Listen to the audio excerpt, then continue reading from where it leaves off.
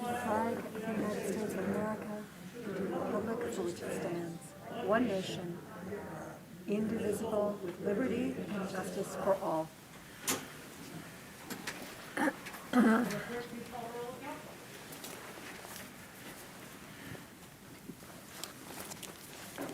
Councilmember Hayner. Here. Councilmember Dick. Here. Councilmember Griswold. Here. Councilmember Song. Here. Councilmember Graham. Here. Councilmember Redina. Here. Mayor Taylor. Here. Councilmember Iyer. Here. Councilmember Nelson. Here. Councilmember Briggs. Here. Councilmember Ramlawi. Here. We have a quorum.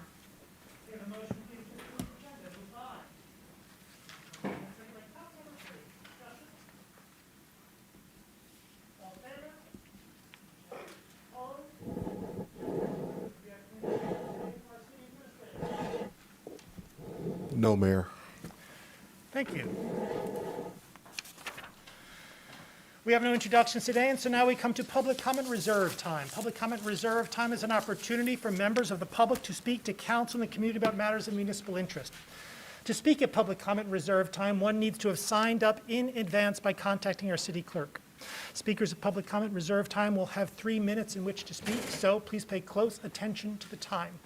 Our clerk will notify you when 30 seconds are remaining and when your time is expired. When your time is expired, please conclude your remarks and cede the floor. As a matter of courtesy, only one person is allowed to speak at any given time, and persons are not authorized to deliver their time to others. We do have some members of the public who are going to be speaking in person. They will be going first. I'll give a little brief recital of rules with respect to public comment for folks who are off-site when that time comes. However, now let us begin public comment with persons in the room. Our first speaker, Rabbiadav Kane.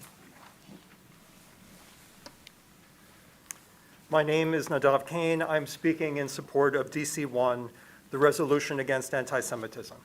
I am the rabbi at Beth Israel congregation in Ann Arbor, the synagogue referenced in the resolution you are considering. 4 years ago, when the possibility of moving my family to Ann Arbor arose, I did what many Jews do, looking for a progressive community. I Googled Jewish and Ann Arbor. The results presented themselves: a generation of hate speech outside the doors of the synagogue I would lead, headline after headline. This is how Ann Arbor is known in the Jewish world, nationally and internationally. Curiously, when I visited Ann Arbor with my 2 small girls and my wife, I saw lawn signs everywhere: no place for hate. I moved my family here with the hope and the faith that this was true. I can't tell you how hard these past years have been for us as a synagogue. We can't welcome the stranger. We can't provide shelter for homeless families.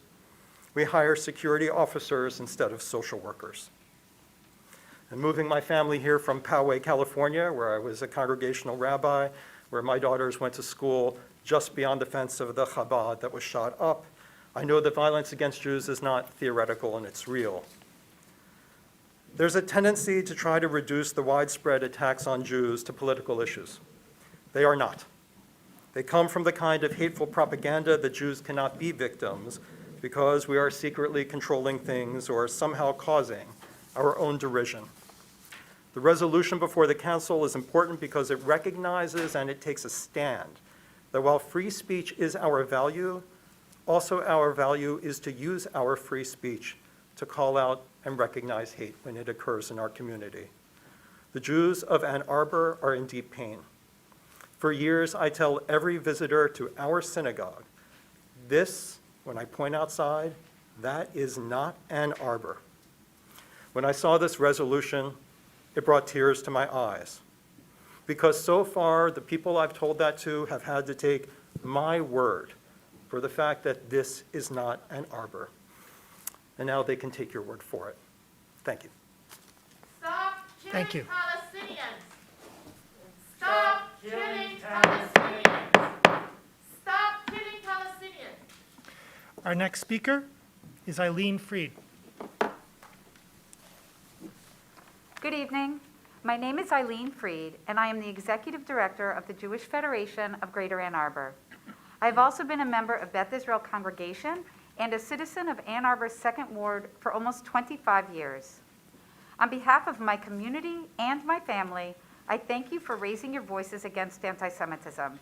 which has seen an alarming rise in recent years, and against the dangerous anti-Semitic rhetoric to which our community, Jewish and non-Jewish alike, has been subjected for over 18 years. It is terribly sad that my children and all those who have attended Beth Israel in these past 2 decades have grown up walking past hate-filled signs to enter their synagogue. Equally troubling is that Ann Arbor's non-Jewish population has witnessed hateful anti-Semitic language, such as resist Jewish power and Jewish power corrupts, and has seen such hate tolerated, even as we've seen an increase in anti-Semitic incidences in our schools and other spheres. Just this Saturday, Jessica Primus celebrated becoming a Jewish adult by leading us in prayer and sharing some learning with our congregation. She gave me permission to share some of what she said. Leading up to my bat mitzvah, she says, I regularly attended synagogue on Saturday mornings and saw protesters holding anti-Semitic signs that use Jews as scapegoats for global issues.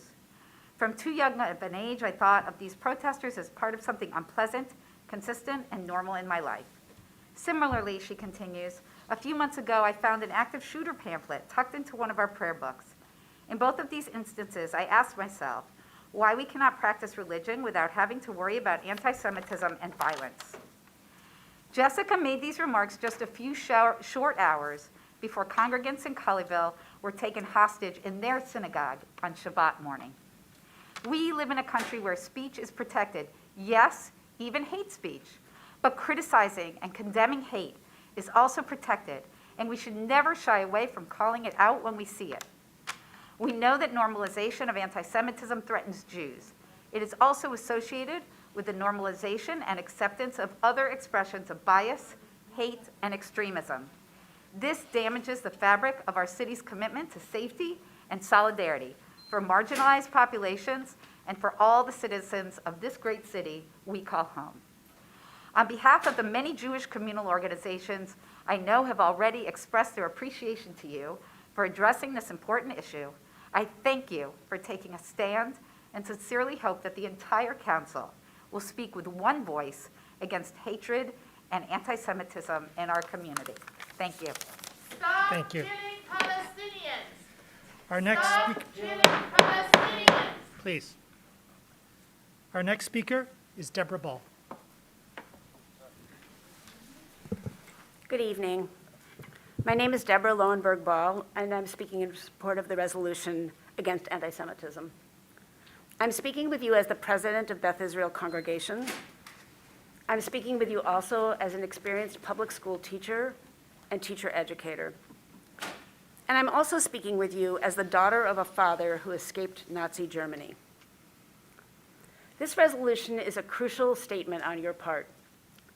Having you condemn anti-Semitic messages and actions is to actively remember the terrible lessons across history of remaining silent and not taking expressions of hate seriously enough. I know this vividly from my own family's experience in Germany. History makes plain that we must be continuously vigilant in the fight against oppression of any groups. This past weekend's standoff at the synagogue in Texas makes clear that this is not merely some problem of the past. It is here now in this nation, and it is threatening. It is also here now in our own community. For 18 years, those of us who are members of Beth Israel Congregation have had to walk past placards that spew hate against Jews just to enter our sanctuary to pray on Saturday morning. Every Saturday. And as a teacher, I want to call to your attention that that means that an entire generation of Beth Israel children have grown up experiencing as normal to walk past hate-filled signs to enter their synagogue. But it's not just the Jewish children of Ann Arbor. I want to emphasize that an entire generation of Ann Arbor children, not Jewish, has learned and witnessed this hate against Jews, seen it tolerated, and learned that it's acceptable. These are surely not the lessons that we want the children of Ann Arbor to be learning. Your responsibility as leaders of this community is crucial at this time. We need you to speak together unequivocally and clearly, leaving no doubt that neither anti-Semitism nor hate of any form have a place in our community or in our society. Ann Arbor must be known not only here, but across our nation as a place that takes a stance against hate, not as a city where hate is tolerated. We must make this stance unambiguously clear. This is a collective imperative, and I thank you so much for your attention to this. Thank you. Thank you. Now stop killing Palestinians. Our next speaker is Roger Cohen.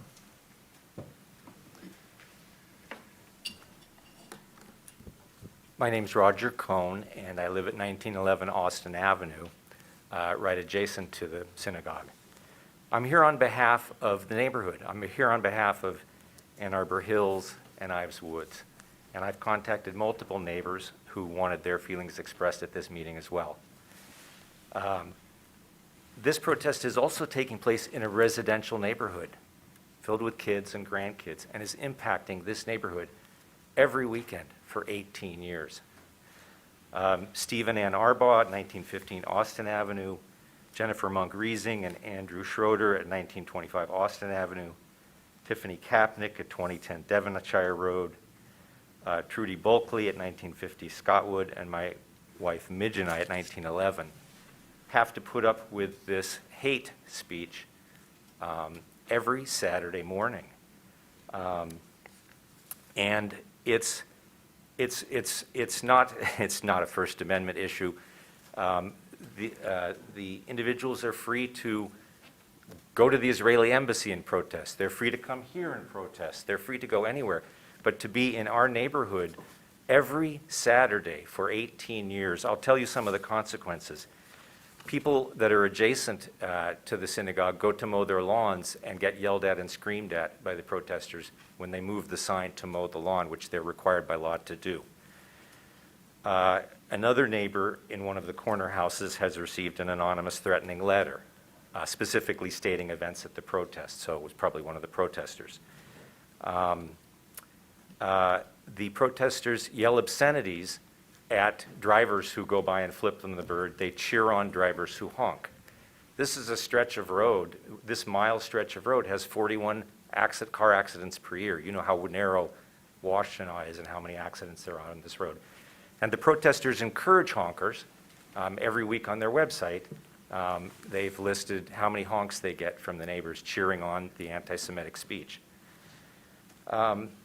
One of the neighbors heard a mother walking her child past the protesters who asked, "Mommy, is that man going to hurt me?"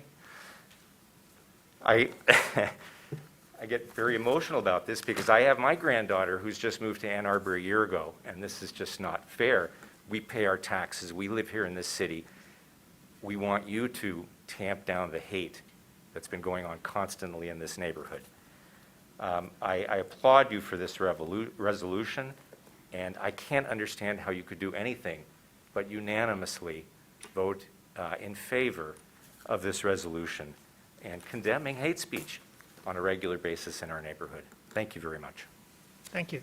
Stop murdering Palestinian children. You are murdering them. Our next speaker is Zachariah Farah.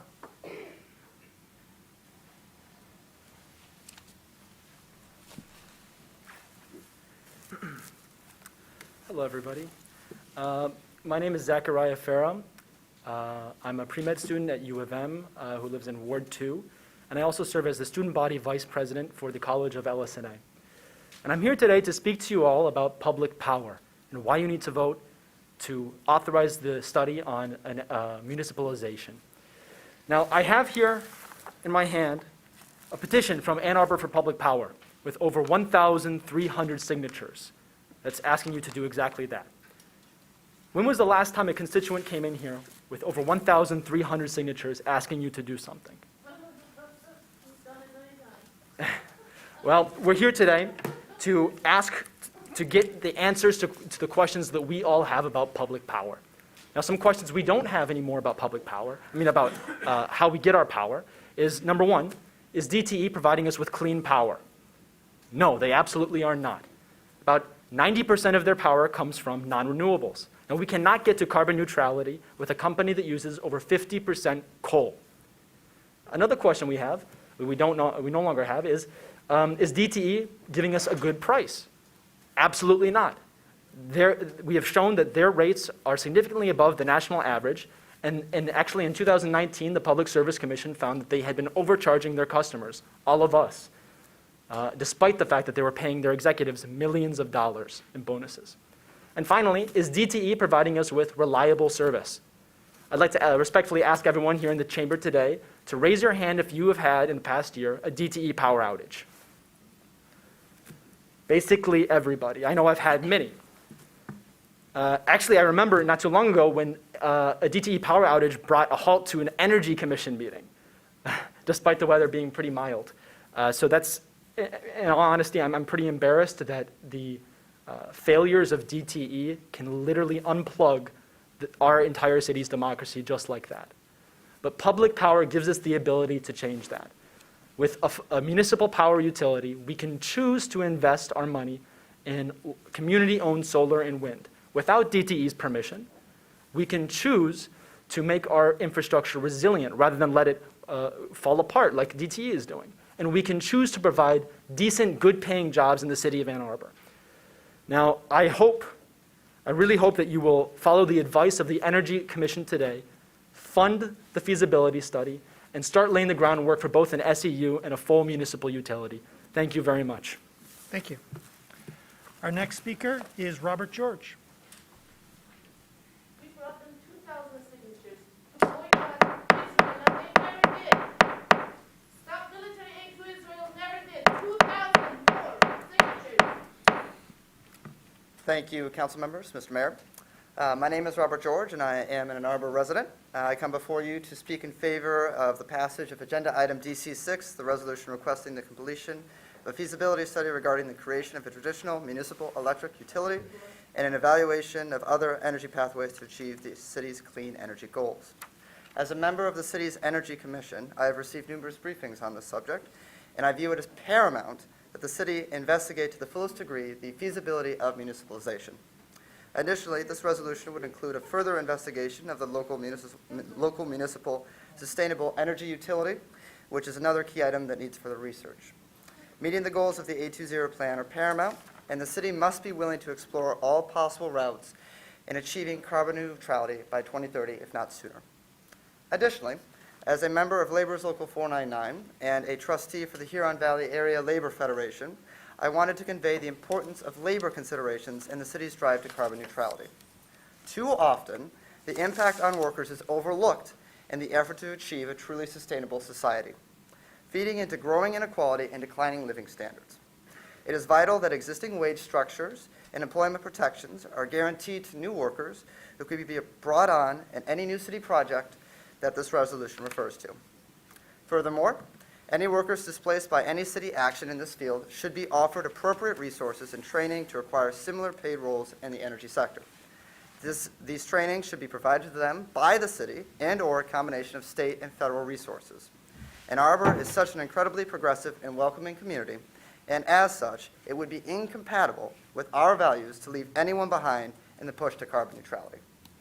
I would like to thank the sponsors of this resolution for dutifully hearing the concerns of the labor movement and reflecting those concerns by including language in the resolution that seeks to ensure a just transition for all workers.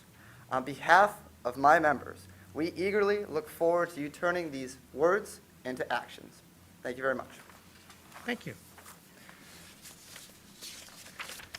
We now come to a set of persons who have gotten on our list for public comment reserve time who are not in the chamber. To speak at public comment reserve time when you are not in the chamber, please call number 877-853-5247. 877-853-5247. Once you're connected, please enter meeting ID 942-1273-2148. 942-1273-2148. Once you're connected, our clerk will identify you by the last 3 digits of your telephone number when it is your turn to speak. When it's your turn to speak, you'll have 3 minutes in which to speak, so please pay close attention to the time. Our clerk will notify you verbally when 30 seconds are remaining and when your time has expired. When your time has expired, please conclude your remarks and cede the floor. Our next speaker is Adam Josekevich. Mr. Jaskowitz, you can go ahead and speak. Hello, this is Adam Josekevich. I'm calling from the 4th Ward. I'd like to discuss DC 3, resolution to improve the safety and accessibility of sidewalks in the winter. We need to consider our sidewalks to be part of our transportation infrastructure and clear them with at least the same priority as the streets. In the before times, I walked to and from downtown on many Friday nights year-round. My experience was that most people do a pretty good job clearing their sidewalks, but it only takes one person to make an entire block difficult, and there's several of those one people in that 2 miles. This can range from curb cuts full of crusty frozen slush, sheets of extremely slippery clear ice, or deep drifts of snow that fall into your boots as you post-hole through them. I'm able to get through a poorly shoveled sidewalk, but someone with a wheelchair or even a cane would have a lot of trouble or find it completely impassable. I'm also fortunate enough to own a car with snow tires, so using the sidewalks to get around in the winter is a choice for me. But it isn't a choice for many people who can't drive or do not own a car. Buses are great, but if you can't get to and from the bus stops because of snow and ice on the sidewalks, they aren't accessible. And if we want to significantly reduce vehicle miles traveled, which I believe we need to do in order to meet our A20 goals, we need to have alternatives. It's not just accessibility or offering transportation alternatives that drives the need for this, though. It's a real safety concern as well, with horrible consequences. I'm sure you all remember a couple years ago, Mr. Richard Derrick, an 88-year-old man out walking his dog near Carytown, slipped and fell stepping over a pile of snow in a sidewalk ramp. He hit his head and, tragically, died of a brain bleed. I don't want something like that happening in the city again. I live across from a park, so I see how the city currently deals with clearing snow from those sidewalks. They do a pretty good job. It's not perfect, and they don't always get out there right away, but it's better than average. If we could have that throughout the city, it would be great. The city can go down the entire block and clear the entire sidewalk all at once. It just makes a lot more sense to me than the current patchwork system with patchwork results. We already have education and enforcement, and I think we do about as well with that as can be expected. Most people know what's required and do a good job. The problem is it only takes one bad section to make someone's journey into a miserable slog or a trip to the ER, and finding someone doesn't necessarily mean their sidewalk gets cleaned promptly. I urge council to get a real comprehensive sidewalk snow removal program in place as soon as possible so that our sidewalks are a safe and accessible transportation network year-round. 30 seconds. I have a few seconds left. I'd like to quickly mention DC 6. We're in a climate emergency. We need to have every option on the table. We should get the ball rolling on an SCU as soon as possible, and we should also continue to study the feasibility of a traditional municipal energy utility. Thank you. Thank you. Our next speaker is Eric Zechar.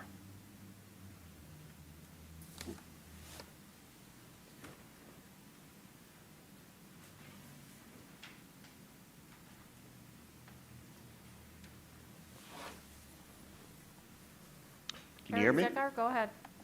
Yes, we can. Great, thanks. I'm Eric. As you just mentioned, I live in the northeast corner of Ann Arbor. And like the previous caller, I'm calling because 2 years ago, Mr. Derrick was walking his dog near Carytown when he slipped and fell. And he actually slipped and fell on a patch of ice that was left over from a snowfall for more than 4 days before that. So it's pretty obvious proof that our current system isn't working well when snow that has been there for 4 days or often more than that is not cleared. Our current system is just broken. We like to pride ourselves on becoming a better city for the underserved, for prioritizing climate change and safer pedestrian infrastructure, but the mission of Vision Zero doesn't stop when it snows. I mean, look around at the people that we see actively using the sidewalks each winter. We've got mothers pushing strollers, elderly, disabled, our homeless community, many more rely upon our network of sidewalks to get around, but every winter this network of sidewalks becomes a patchwork guessing game. Who cleared the snow today? Who let it become a dangerous solid sheet of ice? You can't plan your routes ahead of time when you don't know. Often bus stops are totally unreachable, and when that happens, we're told maybe walk to the next bus stop or stand on top of a hill of snow. It's like a bad joke. Every year, I see wheelchair users forced into the icy roads that are better cleared than the sidewalks because roads are the only surface that our city cares enough about to treat. Our current system of education and enforcement is totally broken. When Mr. Derrick fell, like I said, it was 4 days after the last snowfall. I reported icy blocks to C-Click Fix, and they weren't investigated for weeks in the past. We're not going to get ourselves out of this by educating more, and we're certainly not going to get out of this by doubling down on enforcement, setting more police to write more tickets. That'll create new problems and not solve any of the old ones. Two phrases come to mind when I think about this problem. Talk is cheap, and budgets are moral documents. When we say we care about pedestrians, when we say we care about climate change, but almost every penny that we spend clearing snow and ice is spent on roads and cars, what do we really care about? We have a great chance today, and I urge you to vote for this and to create a better way to fund winter municipal clearing of snow and ice citywide on all of our sidewalks. We need safe, reliable transit for all of our residents, not just those privileged enough to own a car. Thank you very much. Thank you. Our next speaker is Rita Mitchell.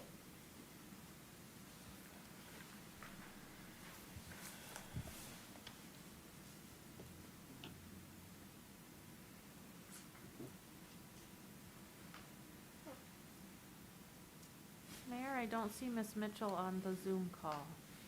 She can raise her hand if she is. Ms. Mitchell, if you are on the Zoom, please enter *9 now. Hello, can you hear me? Yes, we can. Hello, oh good, thank you. This is Rita Mitchell. I live at 621 5th Street in Ann Arbor. I'm speaking tonight in support of the agenda item DC6 because I want the city to implement effective action to reduce our collective greenhouse gas emissions as quickly as possible and move to 100% clean, renewable energy sources. We don't have much time. Our H0 2030 date for carbon neutrality is within sight. We have to implement large-scale, comprehensive strategies now. Electrification is at the core of addressing our carbon emissions. We will be using more electricity in the future because we'll be making transitions to eliminate fossil fuels from our energy use through EV cars, induction ranges, electric HVAC options, etc. Ideally, we'll have abundant neighborhood geothermal installed in the city as well to serve as a utility-grade renewable energy source. Our current electricity provider, DTE, is a monopoly company that prioritizes financial gains for its investors. It has a goal of 2050 for carbon neutrality, 20 years after Ann Arbor's target. It has a long history of blocking clean, renewable energy efforts. Ask our legislators in Lansing about that. While touting green energy, DTE continues to produce at least 58% of its electricity from coal. Think particulate matter, mercury, as well as carbon emissions. And it has a relatively minuscule 7% of renewable energy that's not the solar part of its portfolio.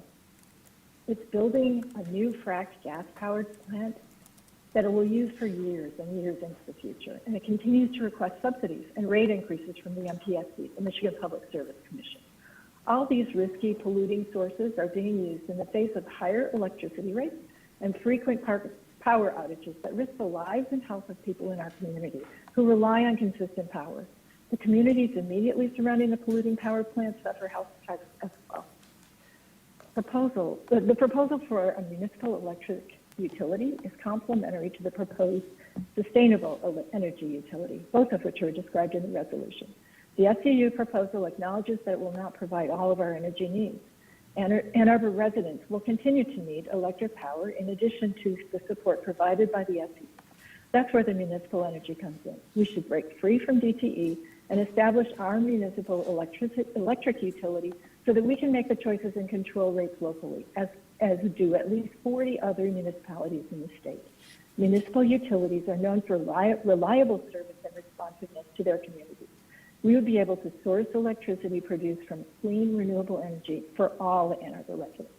The combination of the municipal electric utility and the SCU could get us to our goal of 100% renewable power by 2030. Let's stretch for that goal. We need to assess the details now, and that's the reason for the feasibility study. Let's move forward to control our energy destiny by putting the power of a municipal electric utility in the hands of the people. Please vote yes on agenda item DC6. Thank you. Thank you. Our next speaker is Ian Robinson.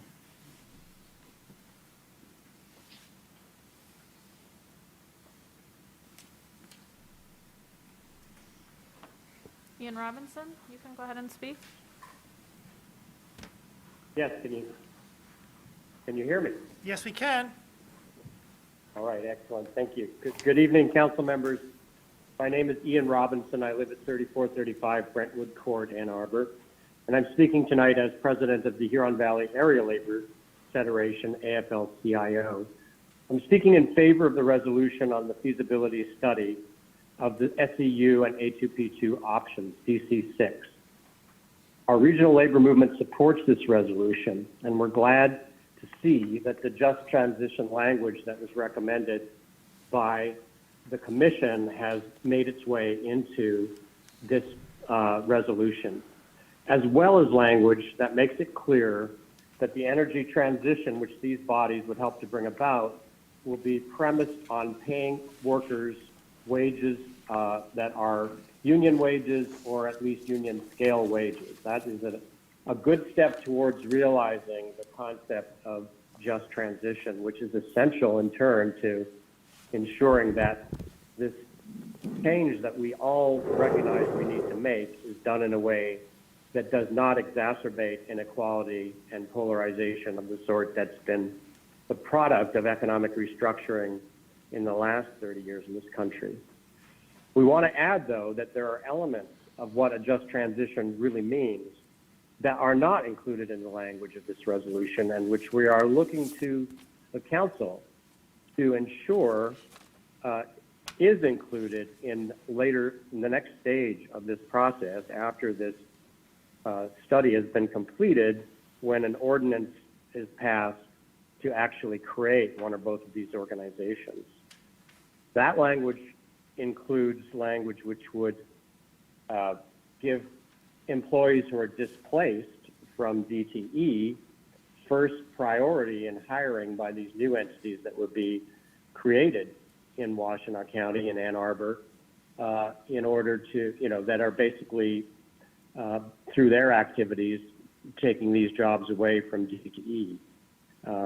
We think that can be done. We have to obviously respect existing collective bargaining agreements, but we think that that can and should be done and should be included in the ordinance that creates one or both of these entities. We also think that that language should include a commitment on the part of the council and the administration of the city to neutrality in the event that new employees of such organizations wish to form a union or join an 30 existing seconds. union. So we're looking to the council to support these additional substantive points that give real meaning to the concept of just transition. And in that spirit of trusting that we will be able to work together to make that happen, we are very happy to support this resolution. Thank you. Thank you. Are there communications from council? Councilmember Griswold.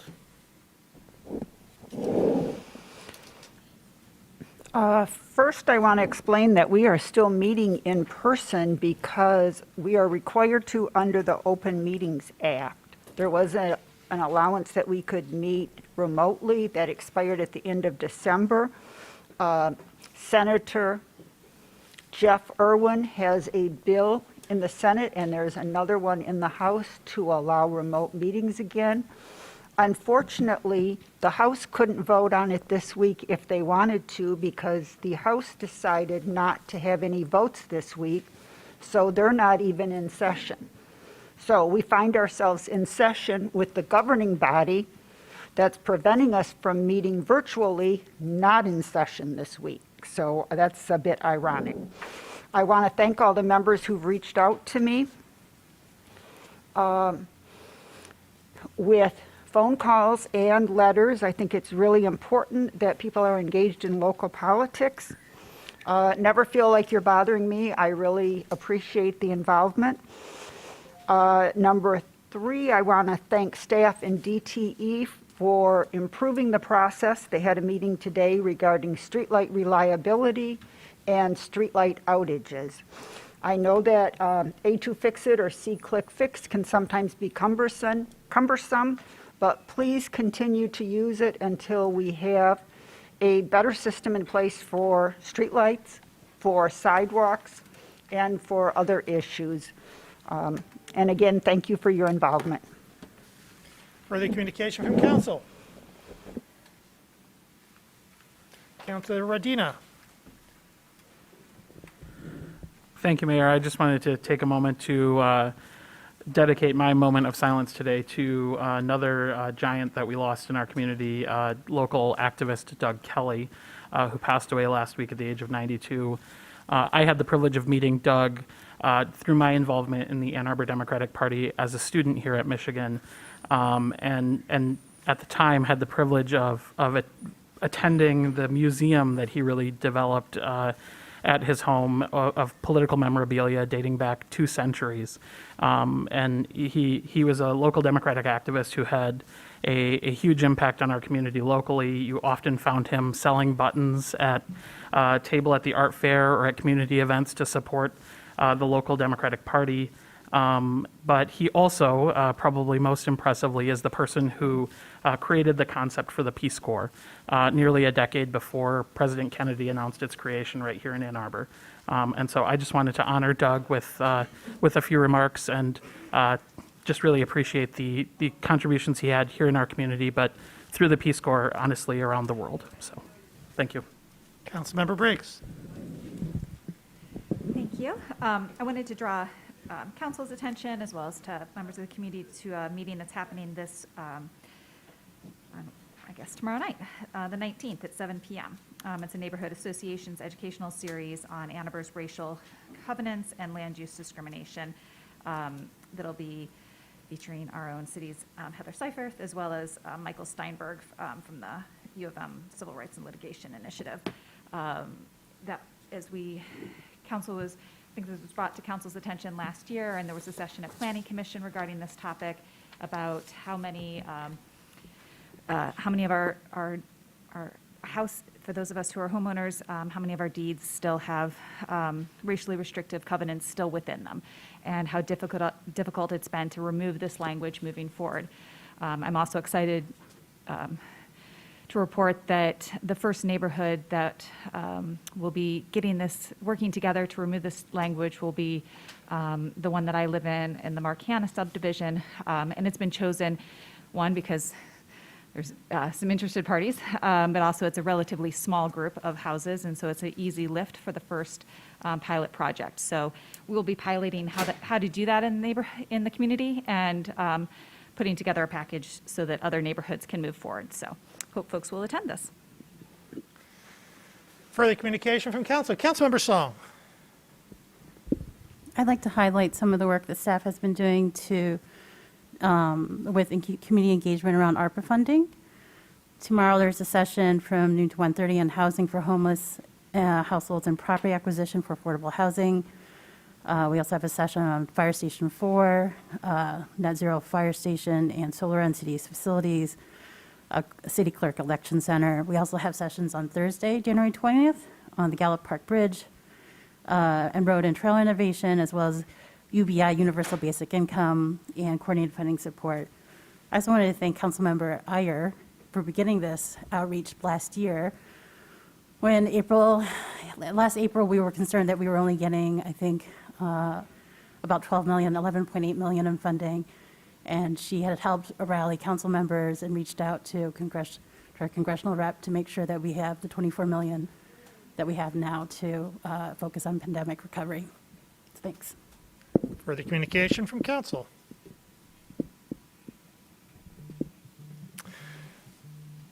I'd like to request confirmation of the following appointments that were presented to City Council on the January 3rd, 2022 regular session: to the Downtown Area Citizens Advisory Council, John Splitt; to the Housing Board of Appeals, Todd Solinsky and Robin Grossoich. May I have a motion, please? Moved by Councilman Radina, second by Councilman Griswold. Discussion? Councilman Griswold.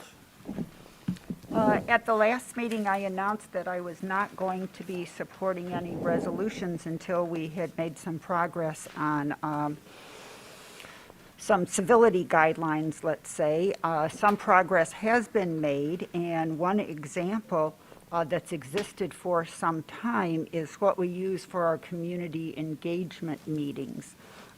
So I just want to note that there has been progress, and I will be voting yes. Thank you. Further discussion? All in favor? Opposed? Councilor Hayner, was that in opposition? Yes.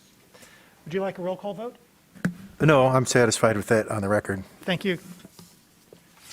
10 council members voting in the affirmative, Councilmember Hayner voting in opposition.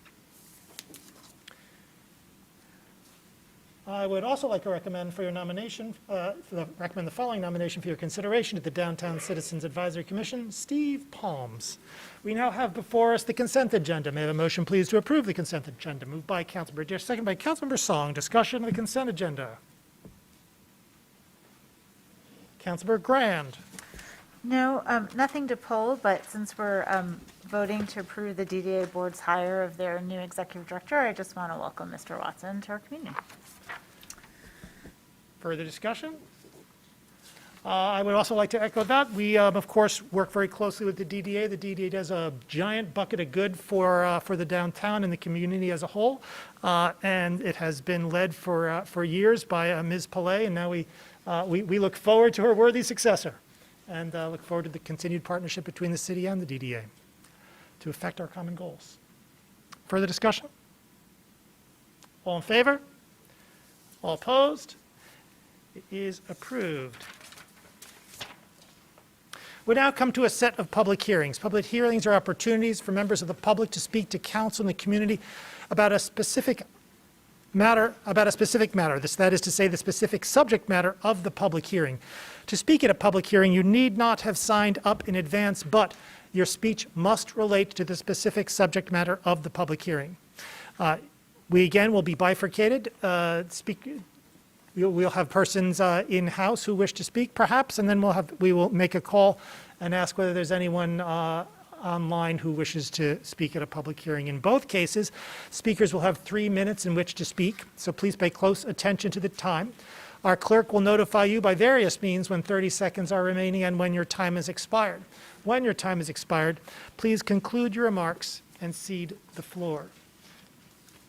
To speak at public hearings online, please enter the number on your screen. That is 877-853-5247, 877-853-5247, and enter meeting ID 942-1273-2148, 942-1273-2148.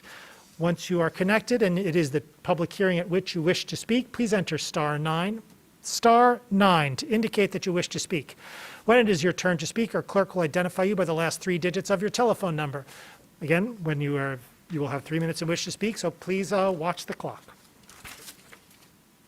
Public hearing number 1, an ordinance to amend Chapter 55, Unified Development Code, zoning of 0.4 acres from TWP Township District to R1B, Single Family Dwelling District, 559 Riverview Drive. Is there anyone in-house who would like to speak at this public hearing?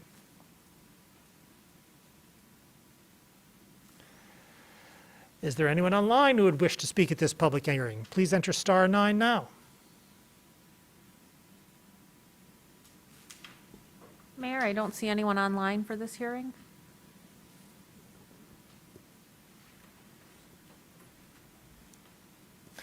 Seeing no one, this public hearing is closed. Public hearing number 2, an ordinance to repeal and replace Section 962 of Chapter 108, Disorderly Conduct of Title 9, Police Regulations of the Code of the City of Ann Arbor. Is there anyone in-house who would like to speak at this public hearing? Please just come on up.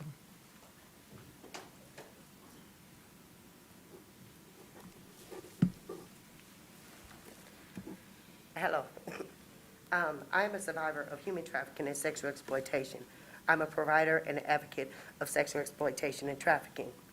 As a survivor, I ask you not to change this ordinance. Changing this ordinance or taking it away will not help in any way. Without this ordinance, you leave me at the mercy of those buying and selling. taking away, selling me, and it benefits them, not me. A sex work advocate group or supporter does not represent a survivor of human trafficking or sexual exploitation. Nothing for us without us. To change this ordinance is to support sex work, not survivors. We, the survivors, need the police to be able to do their jobs, learn to identify us, and help us through the courts and the programs. Without them, I would be dead. Survivors, I am a survivor and a victim advocate with 50 survivors on my caseload. I am confused how professionals would believe ignoring the problem would solve the problem. I did a survey and 100% say this ordinance needs to stay in place. I beg you to please have enough grace to create a space to exit. This will put funding efforts backwards for services. This will put youth at risk, at high risk, bring more crime to our state. Please seek knowledge from those who have found a way out. Not one has asked us how we did it. Thank you. Thank you. My name is Peg Talbert. I have been a voter in Ward 5 for about the last 7 years and a voter in Ward 3 for about the 40 years before that. My perspective related to human trafficking is rather unique. It's primarily been as a grant maker and through policy, not through direct services or law enforcement. I am a current member of the Michigan Human Trafficking Task Force, the Just Council at Shared Hope, which is a national advocacy organization. I was invited and attended the Obama White House convening to eradicate modern slavery. I currently chair the Funding and Resources Committee for Attorney General Nessel's Human Trafficking Commission. I also co-chair Michigan Abolitionist Project for Ann Arbor here in Ann Arbor. So from my perspective, I'd like to share what I have learned, and it is that laws matter. Laws can be improved, and this one will be, but not now. Leave it as it is. Do not change it. There are up to 22 laws in the pipeline in Lansing right now, and don't waste your time or your staff's time or my tax dollars trying to fix laws for the next couple of months and then having to do it all over again when the new laws come down from Lansing. Don't amend Ordinance 9:62(H) now, but you can do some things that would help. There will be time for improvements in the future, but right now, listen to survivors. Educate yourselves about the real issues involved in human trafficking. Create a city and county human trafficking commission and fund services for survivors and prevention. Understand the dynamics and realities of human trafficking, which involve power and control. Please keep Ordinance 9:62(H) as it is right now, and then let's work for the future improvement when the new laws from Lansing come down. Thank you. Thank you.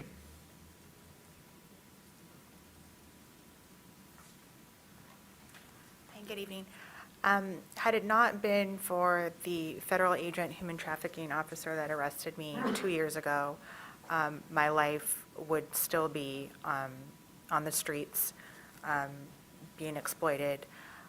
Because of this law, I have been able to change my life through the court system, giving me an opportunity to reshape my life, to be back with my children, to be back with my family, to be back in society, working, paying taxes, living a normal life with my family. Had it not been for those laws being in place, I would still be out there. So that's all I have to say. Thank you. Thank you.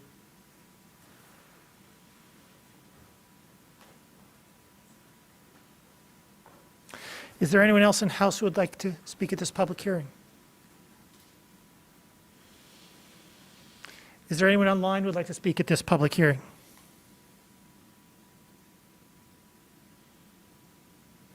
Mayor, I don't see any callers on the line for this hearing.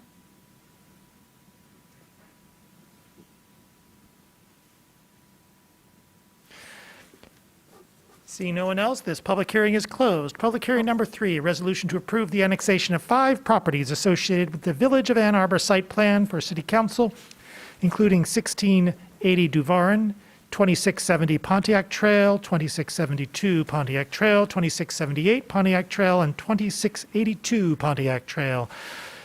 Is there anyone in-house who would like to speak at this public hearing?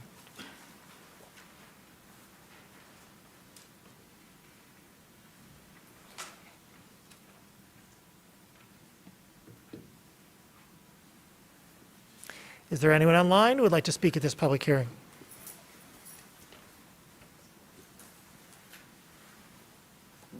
Caller with the phone number ending in 134.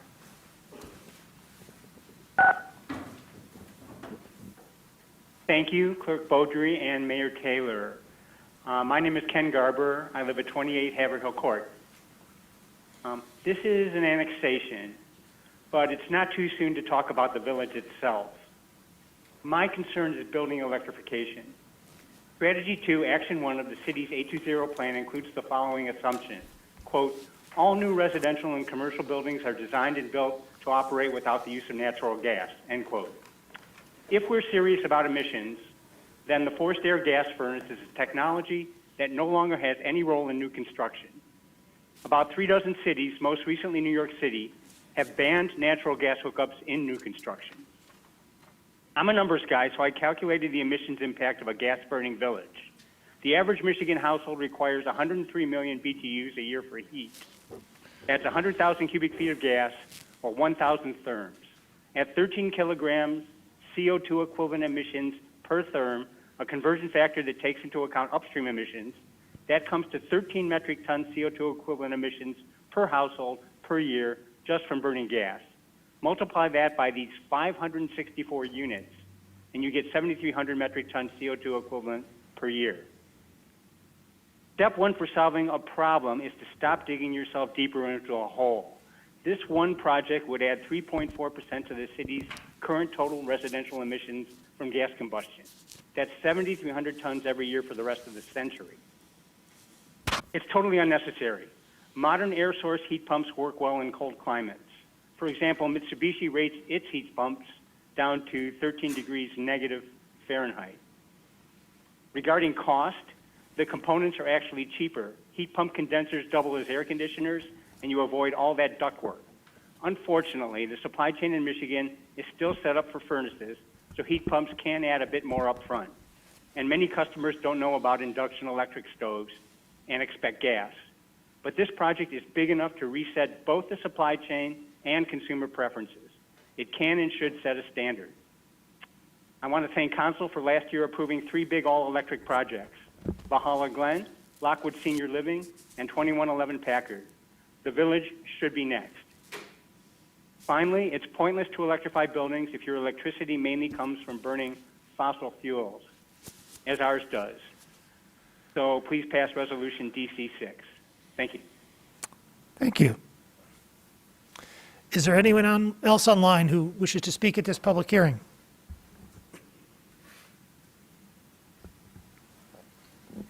Mayor, I don't see anyone else on the call with their hands up.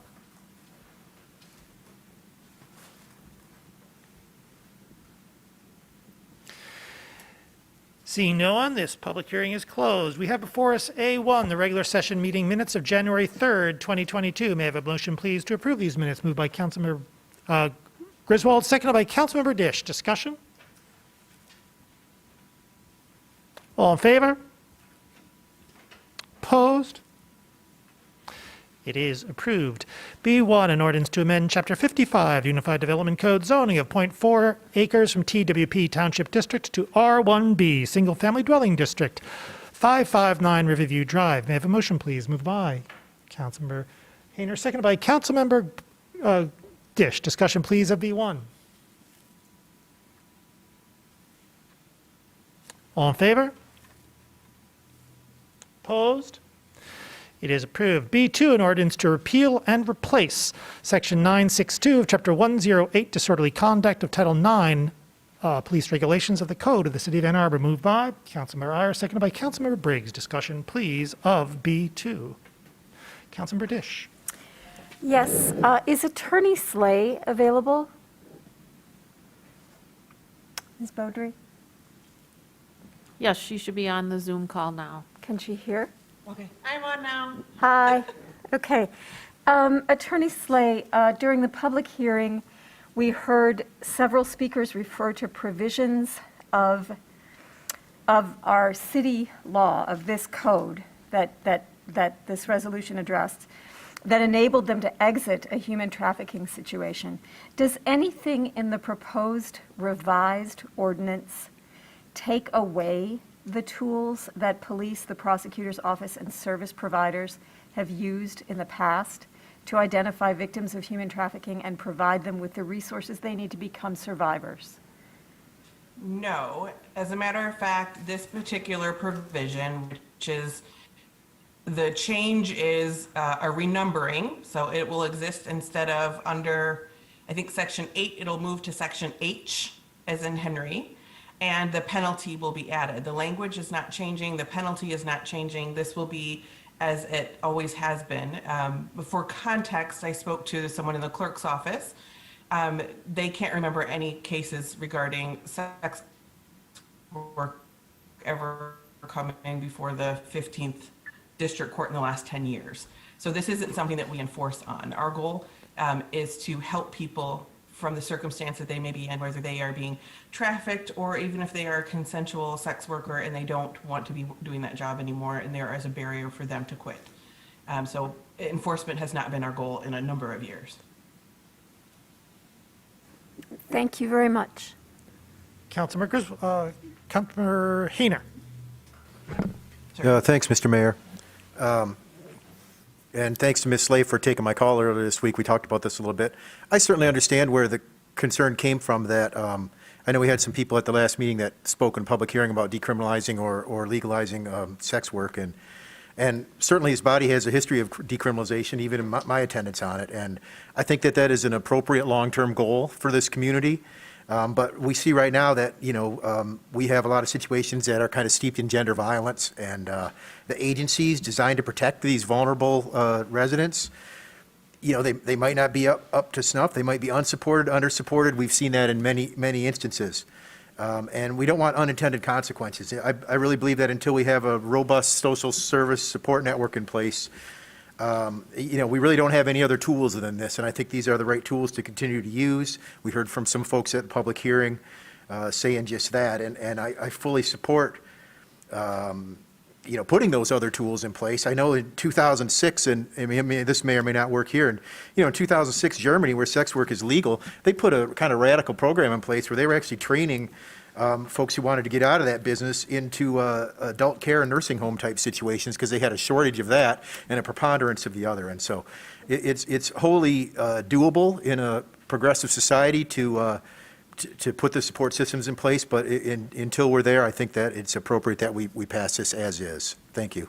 Councilmember Griswold.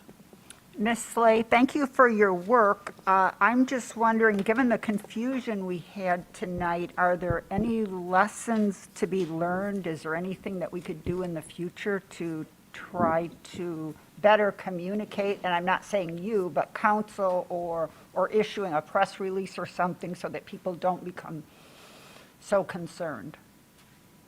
Thank you. Councilmember Griswold, that you asked the magic question. There's always more that I think we can do, maybe not to, for the confusion, but it would be advantageous for the council and for our community to know that we stand with survivors of human trafficking and that we are committed to ending human trafficking in our community. We are now at a juncture where we do not have services for those who are trying to leave that experience, and we don't have a trauma-informed approach. We don't have a high-risk meeting. We don't have a task force of all the major players. So we can do better. I think we have an opportunity in front of us. The state law is going to be changing, hopefully in the very near future. And when we know when that is, we'll be able to ascertain what our goals are and how the city can work to end human trafficking right here at home. And it is happening right here at home, unfortunately. So it's a reality that we need to acknowledge and then take steps to address going forward. Oh, okay, thank you. And I look forward to working with you in the future on some of these as you term them opportunities. So thank you. Thank you, will do. Councilmember Iyer. Thank you. Yeah, I don't think that what we saw tonight was so much confusion as it was people advocating because they were afraid that council was going to take a certain action. And I think that was the result of the advocacy on the other side that happened at first reading and the resulting news reports that came out. I've had the opportunity to talk with Attorney Slay multiple times on this issue since then. And I also, we had a meeting with several of the advocates of decriminalization last week and listened to what they had to say.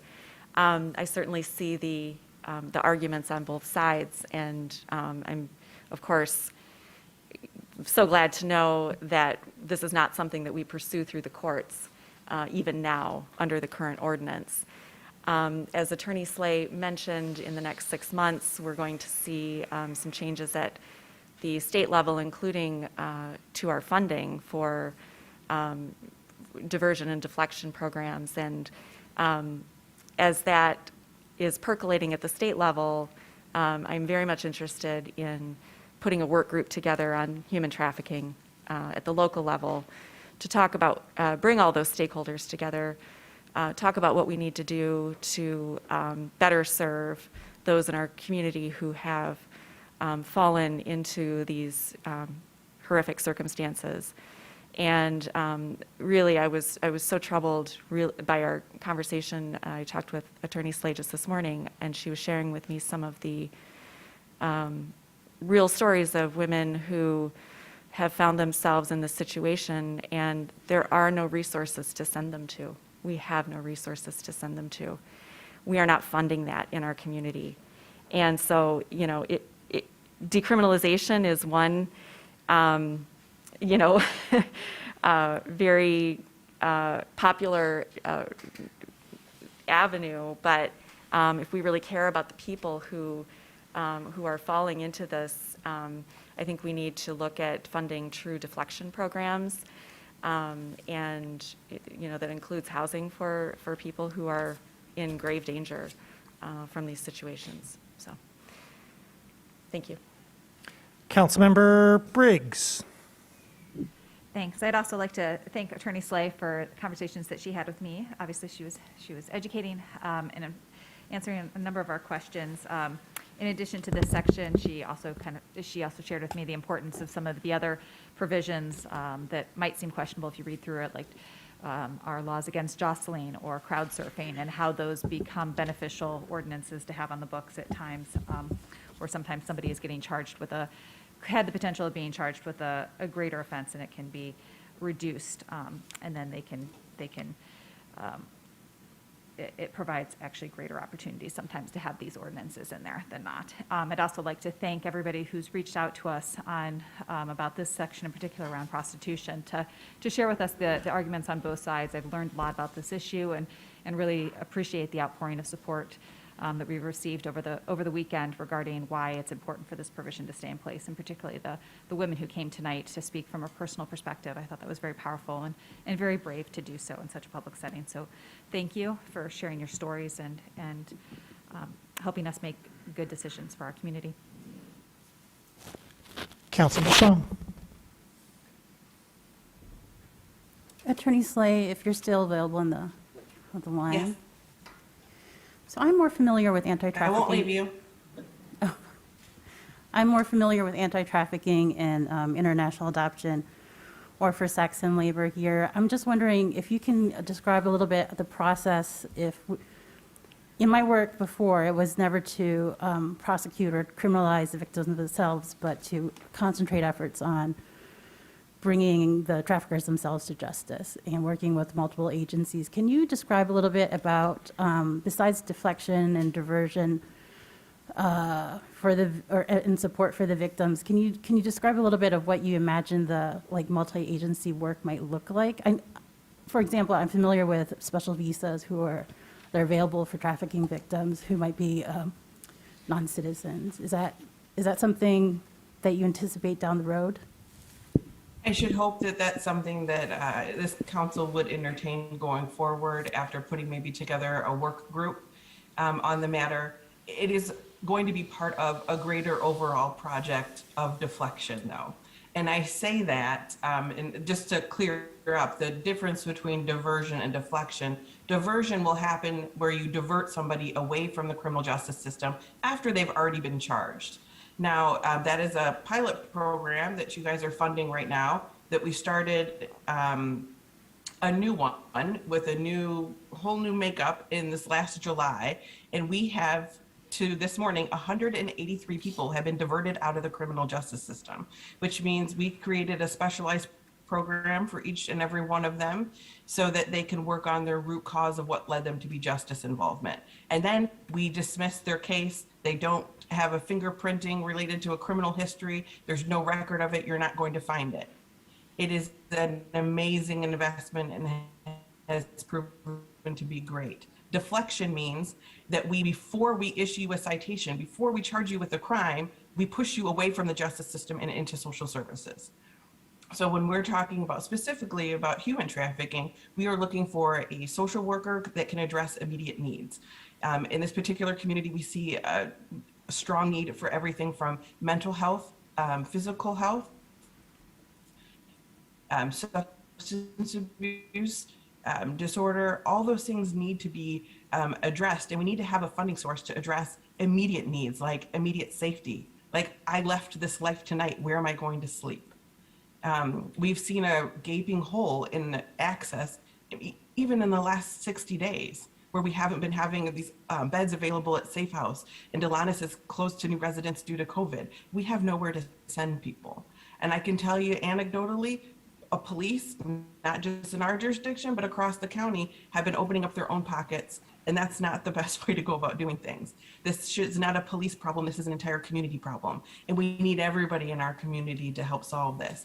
I see staff from CMH and the Michigan Abolitionist Project and the folks who spoke at the last council meeting who stood for decriminalization, and the U of M social work program and their clinics, and the Clinic on Human Trafficking with Elizabeth Campbell. Those are the people that all need to come together so that we can have a safety net services put into place for people who have the ability, access to leave, and when they want to leave, usually it's an imminent decision that we need to be able to have funding and have a robust service available for them. So I'm hoping that the city will consider not just deflection for human trafficking, but for all crimes. Because a lot of times we see survivors of trafficking that don't present in sex work related crimes. They're presenting with use of narcotics, possession of narcotics, drugged driving, trespass, drunken disorderly. We see other crimes, but at their root issue is that they're a trafficking survivor. So we can, if we have a wider net, we can help more people. I hope that the council is with me on this, and based on what you've done so far, I think that you are. The diversion and deflection programs where we're not charging people, we're not holding crimes over people's head, that kind of community response supports civilian crisis response, it supports community policing, and it is changing the culture in our city. And I can tell you, I'm just tired. I'm tired of seeing our marginalized community in jail. I'm tired of seeing our Black and brown men in jail. And the true victims of all this are the children growing up in our community who aren't having these opportunities for their entire family to get services. Ann Arbor has the opportunity to do that going forward, and it's through a robust deflection program. So as part of the larger criminal justice reform that we are all working on with changing the ordinances, doing our expungement program, doing our diversion program, the next step in this, and we won't have to worry about decriminalization if we're helping people from the outside. If we're helping from the outset before we even get to we're charging you with a crime. If we're deflecting you, it won't matter what's on the books. Sorry, I got a little carried away. I'm pretty excited about this topic in case our council members can't tell. We absolve you. And are grateful for your work here, so thank you. Certainly. Councilor Hayner. Well, yeah, thank you very much for that. It's clear that this is something that's important to the community and your office too, so that's much appreciated.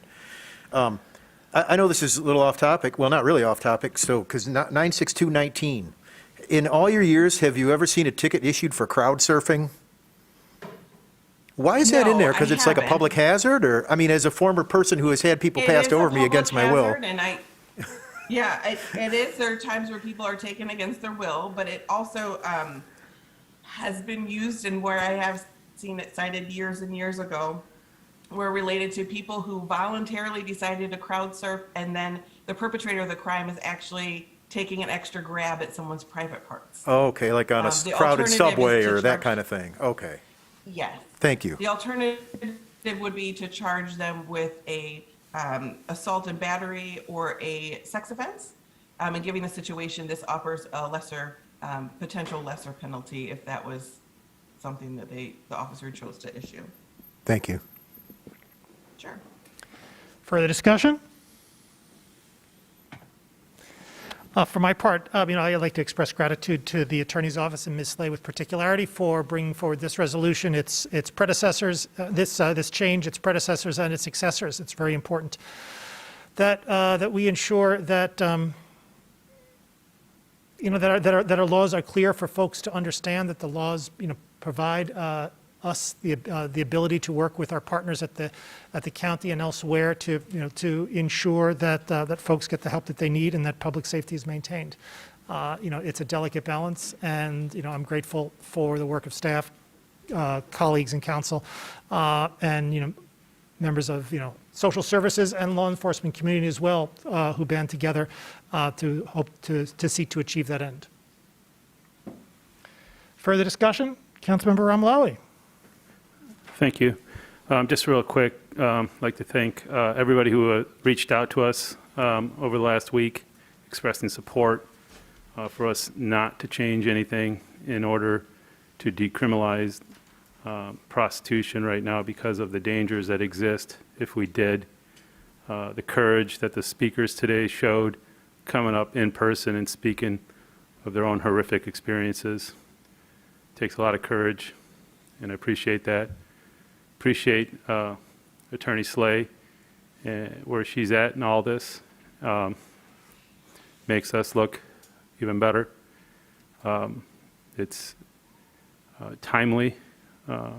Yesterday we celebrated Martin Luther King Day, and the fact is the criminal justice system has turned into the Jim Crow laws of modern day, and we use the criminal justice system to entrap people of color.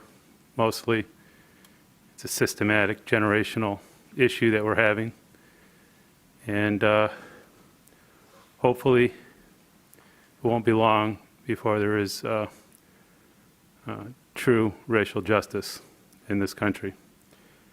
But again, I just appreciate everyone coming out and showing support and bravery, and talking on an issue here that when this came up was rather innocuous, but has brought a lot of attention and discussion around a very important issue. Thank you. Further discussion? All in favor? Opposed? It is approved. DB1, resolution to approve the annexation of 5 properties associated with the Village of Ann Arbor site plan for City Council, including 1680 Duvarum, 2670 Pontiac Trail, 2672 Pontiac Trail, 2678 Pontiac Trail, and 2682 Pontiac Trail. Moved by Councilmember Dish, seconded by Councilmember Radina. Discussion, please, of DB1. Councilmember Hayner. Thank you, Mr. Mayor. This, as the caller at the public hearing, Ken Garber, spoke eloquently as usual to this matter, it really is closely tied in with DC 6. Now, I understand fully that we have this longstanding arrangement with the townships that anything inside the freeway ring or the established boundary of the city is not to be contested by the townships and to be asked for by the city at some point. And we've gone through big waves of annexations in the past, and I think there's maybe only 90 some properties left awaiting that. But the aggregate of this 73.2 acres that's going to be coming in as R4A,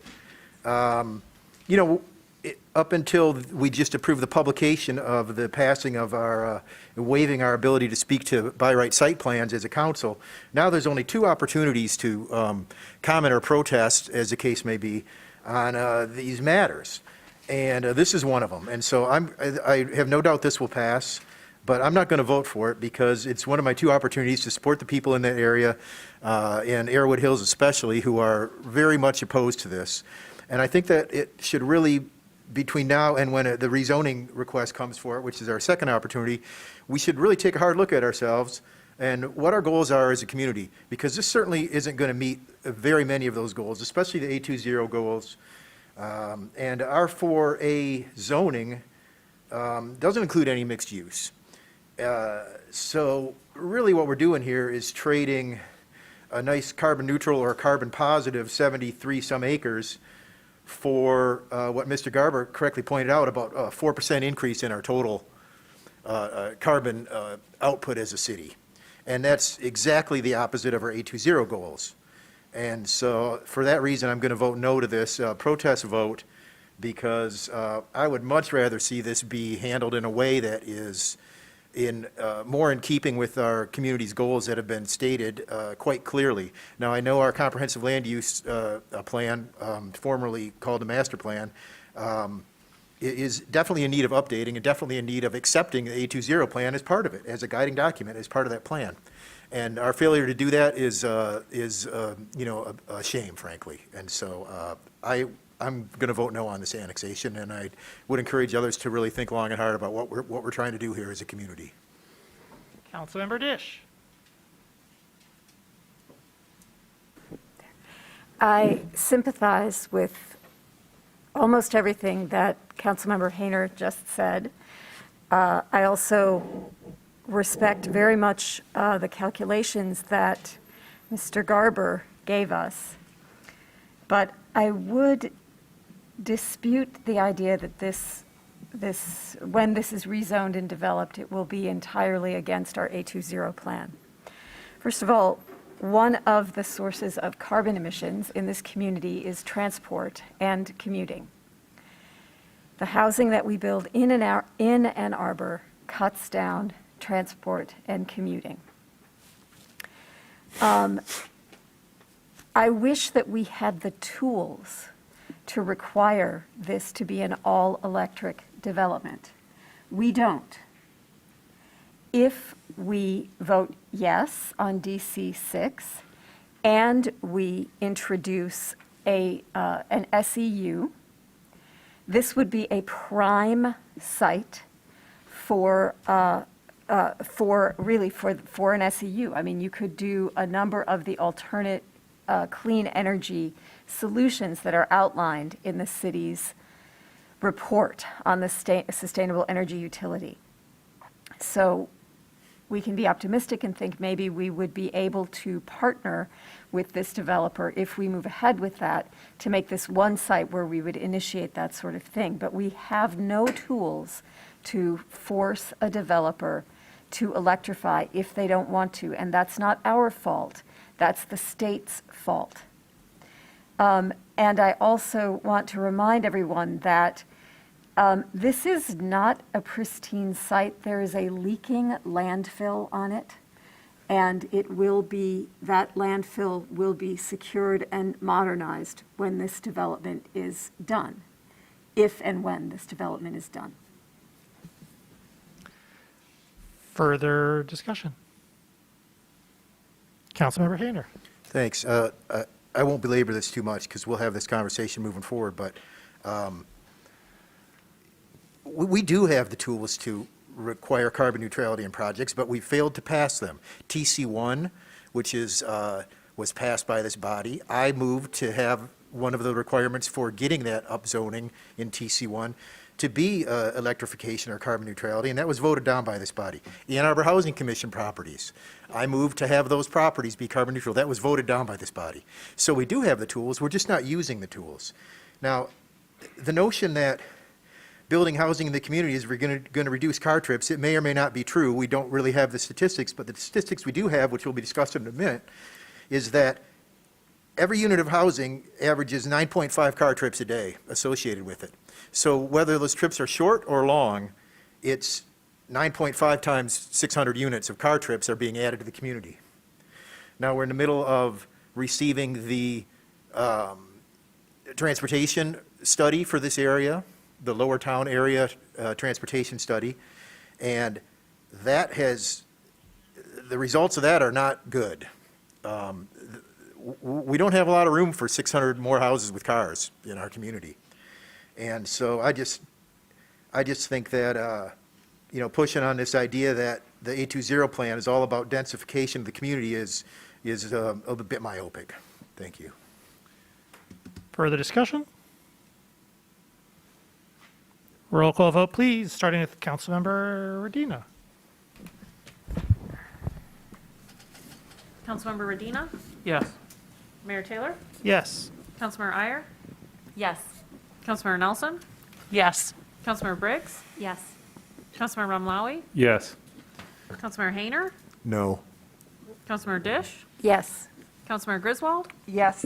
Councilmember Song? Yes. Councilmember Grand? Yes. Motion carries. DC 1, resolution condemning anti-Semitism, moved by Councilmember Grand, seconded by Councilmember Song. Discussion, please, of DC 1.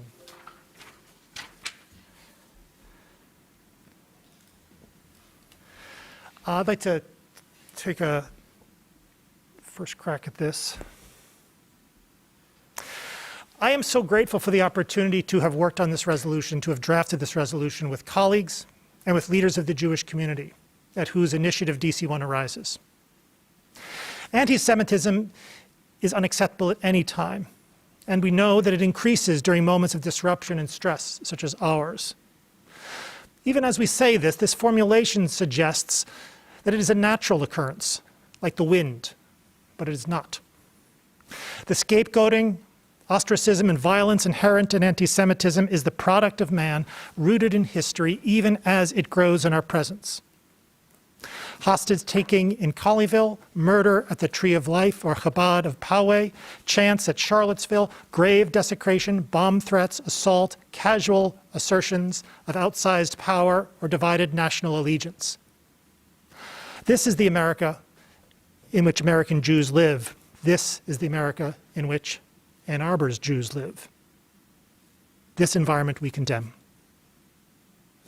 City Council cannot engage anti-Semitism, however, without discussing the 18 years of Shabbat protests at the Beth Israel congregation. Government does not have the authority to limit or prevent this practice. People have a First Amendment right to gather on a public sidewalk and to speak. But we here too have that right. And in my opinion, the Shabbat protests are abhorrent. They express vile anti-Semitic tropes, peddle conspiracy, and are designed to disrupt an innocent congregation as they gather, infants through elders, to celebrate, mourn, learn, and worship. I condemn the choice of these people to direct hate on the Sabbath at this congregation and call upon them to relent and to disband. I could go on, but I want to center the survivors, the Beth Israel congregation.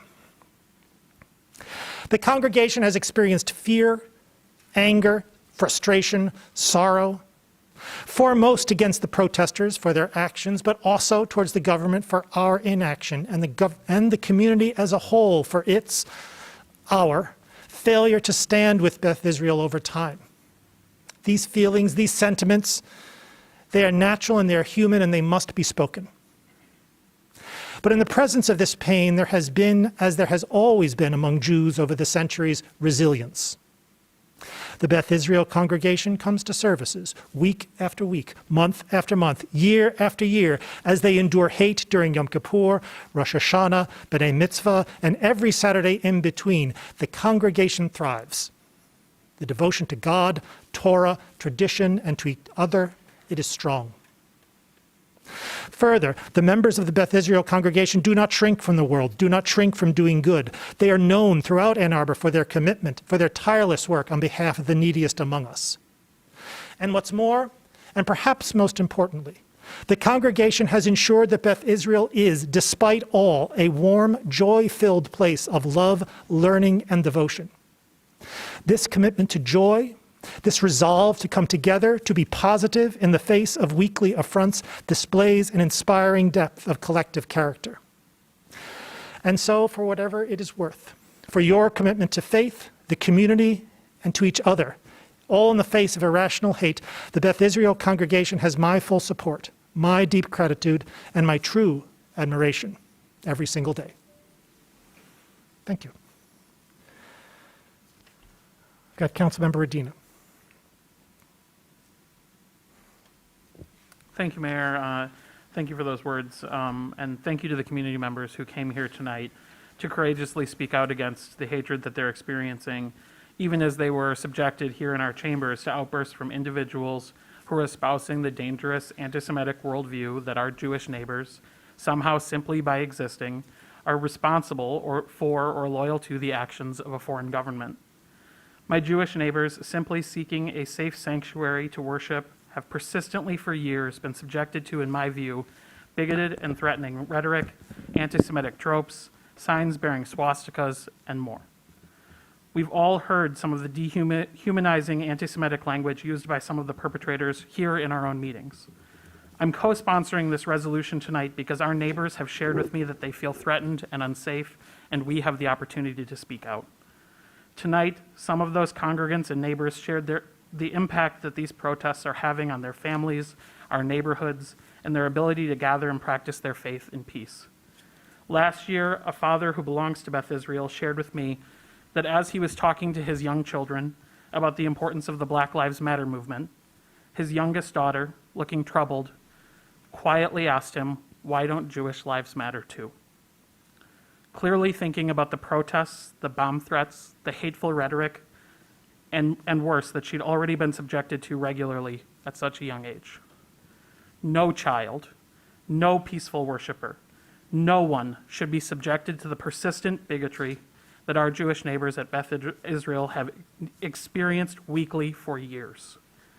Finally, as we've seen from the events at the synagogue in Texas this weekend, the result of allowing this vile anti-Semitic hatred to go unchecked, we've seen the result of allowing it to go unchecked. So I'll actually end by quoting the words of one of the survivors of that hostage situation. He said, quote, "He came to the Jews because he bought into the very dangerous stories that the Jews control the world and control the government and the banks and the media. And we as good people and we as patriotic Americans, we need to challenge those things when we hear them, because these words do have consequences." So tonight, we as a body have the opportunity to challenge those things by passing this resolution, and I encourage my colleagues' support. Councilmember Song.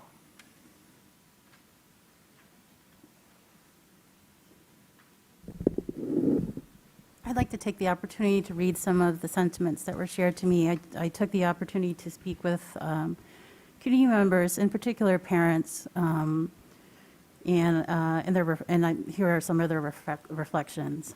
After Tree of Life, when you go to service, you look around and you look for exits. People need to know what it means to live with that kind of fear when people wish you ill and would be happy that you're gone. Another parent shared, after Saturday, I appreciate the city making it clear that Jews are people. I worry that being visible is dangerous, but we're in danger anyways. It's time that we demonstrate collaborative care so that Jews don't stand alone. None of us are free until we're all free. None of us are safe unless we are all safe. And that's true for everyone. None of this is new. We became used to police cars at high holidays when I was growing up. And if anything, the more recent visibility is missing how this generation grew up with grandparents who survived the Holocaust. That feeling of lack of safety is very immediate to us. It crosses generations. On our part here at City Council, I hope that we recognize this lived experience and this pain. And just as we unanimously voted against anti-Asian hate last year, I hope that my colleagues will do the same for this resolution. Councilor Iyer. Thank you. It's an understatement to say that this resolution is long overdue, but I'm glad to help bring it forward tonight. The pickets of Beth Israel congregation for 18 years now are nothing less than a scourge on our community. Ann Arbor prides itself on religious tolerance and respect for differences. It is, then, very difficult to reconcile that pride with the blind eye our community has generally turned toward the blatant anti-Semitism in our midst over the past 18 years. I first learned of the protests while working as a journalist in the community, and as such was not at liberty to take sides publicly. Privately, however, the concept of pickets against a synagogue seems so wrong to me. In Ann Arbor, people who are protesting on federal or international issues commonly do so at the Federal Building downtown or the Diag. These protests, instead, are intentionally targeted at the religion, not the government policy. After I left the newspaper, I began to speak out on the topic. I was shocked that my criticisms of the protests and of those who advance their aggressive bigotry every week were met in some circles with outrage. I was shocked to have my actions, my words in standing up for our Jewish neighbors, labeled as attacks. I said it then and I'll say it now. I do not believe city council members should accept campaign donations from purveyors of anti-Semitism and hate. I do not believe the same purveyors of Holocaust denialism should be given platforms in local discussions, as they are in some Ann Arbor circles. I believe their anti-Semitic tropes should be loudly opposed, and any attempt at influence by them on public officials should be soundly rejected. When I first spoke on this subject back in 2018, I heard from members of Beth Israel congregation stories of their torment over the years. Happy occasions like bar and bat mitzvahs, marred by ugly, hateful signs that confronted them on the way in. A sinister shadow cast over weekly worship. And in recent years, the uneasiness turning to outright fear, as Jewish schools and places of worship across the nation have been attacked by terrorists. These stories hurt my heart. That this is happening in Ann Arbor, of all places, is unconscionable. One of the worst purveyors of hate in our community frequently addresses this body.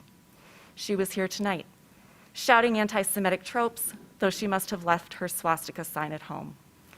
In her campaign for the 4th Ward in 2020, she used anti-Semitic caricatures of her in her public city council campaign literature. When confronted with the anti-Semitic nature of these images, she was not remorseful. And in fact, she uses these caricatures to this day in mass emails to city and county leaders and above. Again, the fact that this happens in Ann Arbor and Ann Arbor politics without a huge public outcry is unconscionable. Imagine if any other religion were being targeted. Would the response or lack thereof be the same? I was reminded yesterday of Martin Luther King Jr.'s quote, "In the end, we will remember not the words of our enemies, but the silence of our friends." I will not be silent. I will stand up and speak out against hate and injustice when I see it. Council members, I hope we will all speak with one voice tonight. Speak out against hate, against anti-Semitism, and in support of our Jewish neighbors. Councilmember Grand. Thank you. I want to thank everyone from the community who's written, who's come out tonight,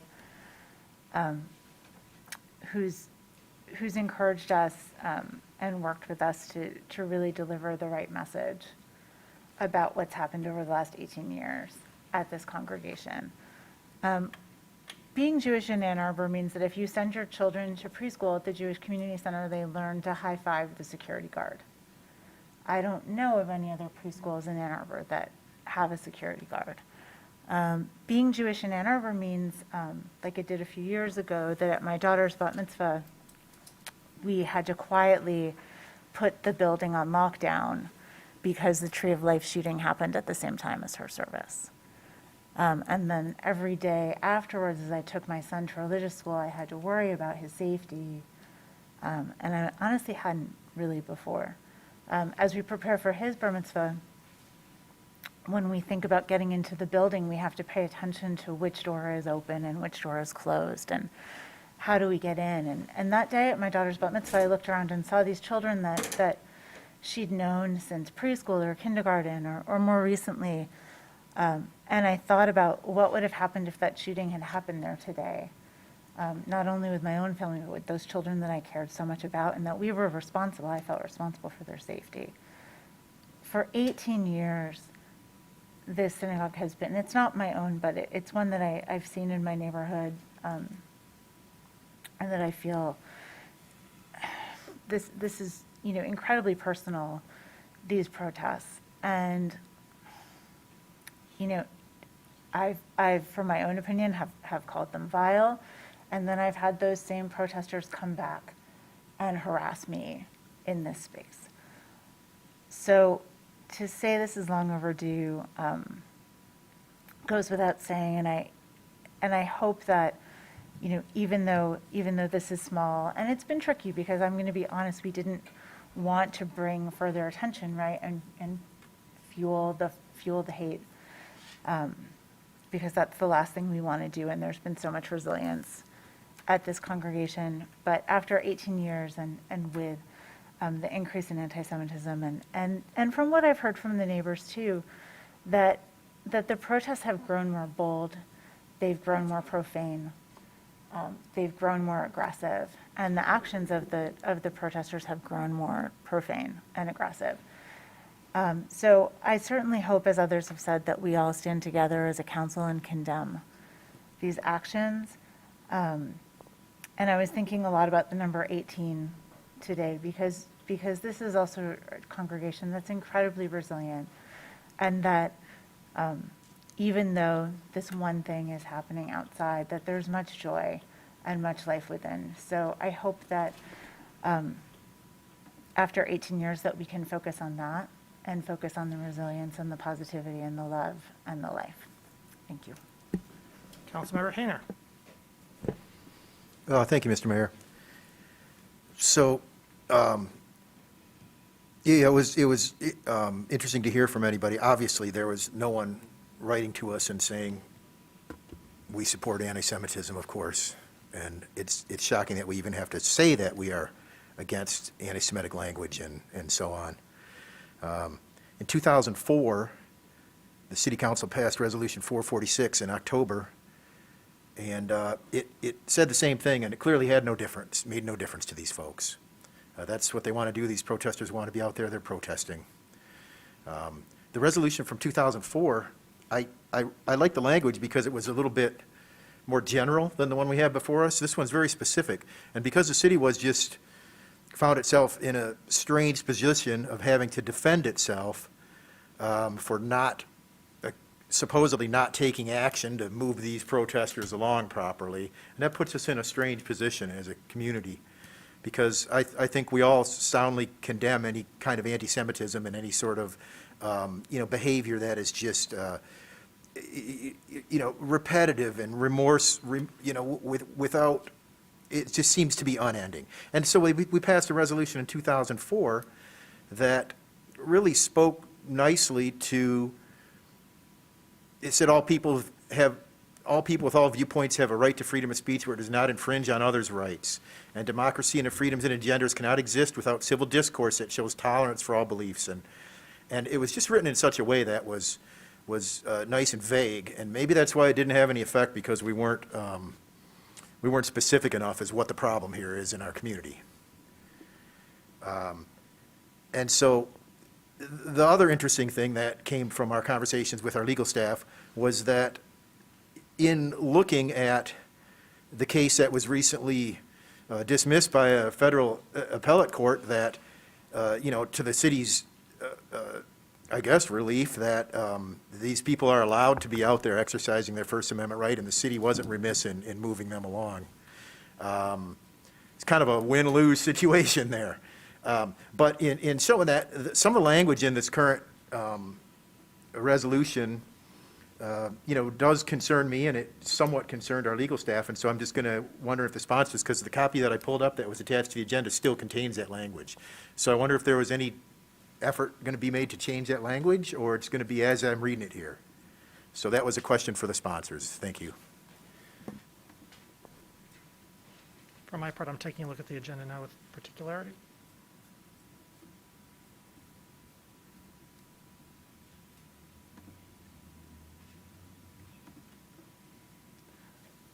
Coming up now, I'm assuming it contains the change to the whereas clause, but it does not change the resolved clause. Is that correct? Yeah, I think that's what I'm seeing. That's the intention. Yeah, it's not proposed to change the resolve clause. Okay.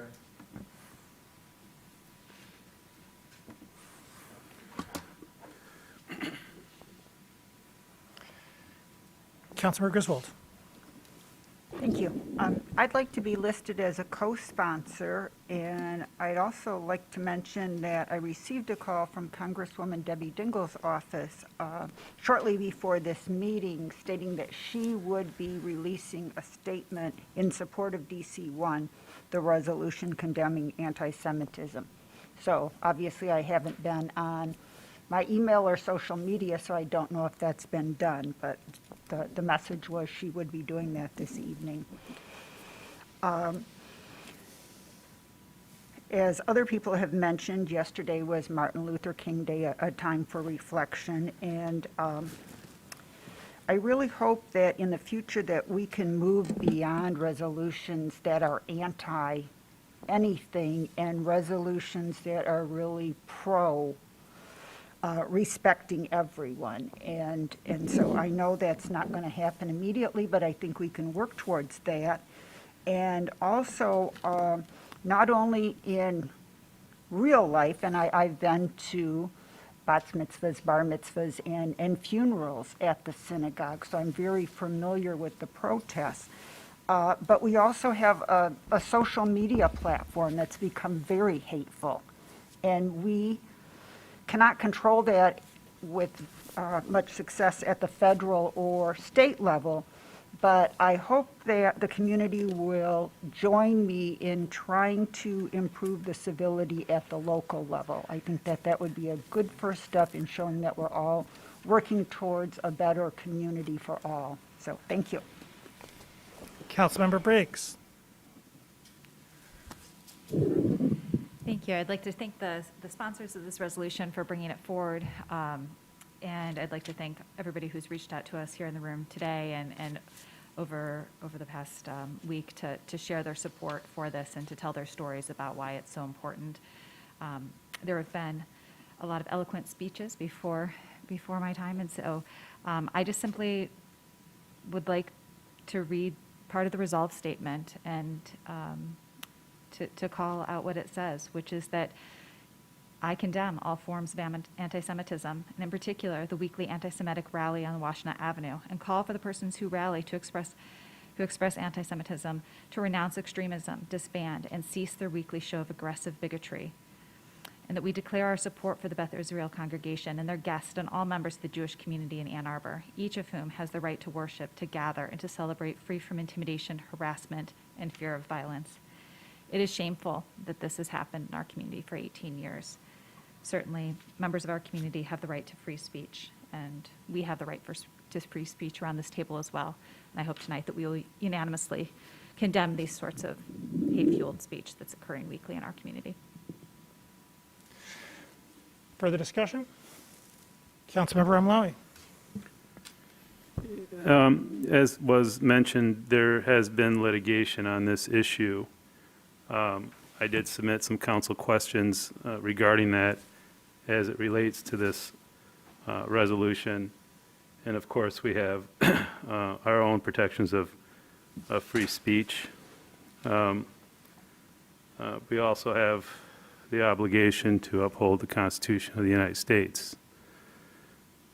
I have sent a couple proposed amendments to Ms. Beaudry that are based on advice given to us from our legal counsel as a result of the litigation and the case that was before them. Small changes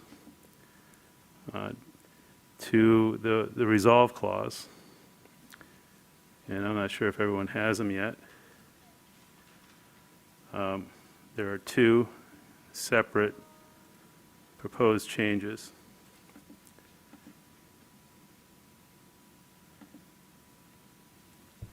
The first one deals with the last few words of the resolve clause. And I think everyone can read it on record if they like. The The existing says, each of whom has the right to worship, gather, and celebrate free from intimidation, harassment, and fear of violence.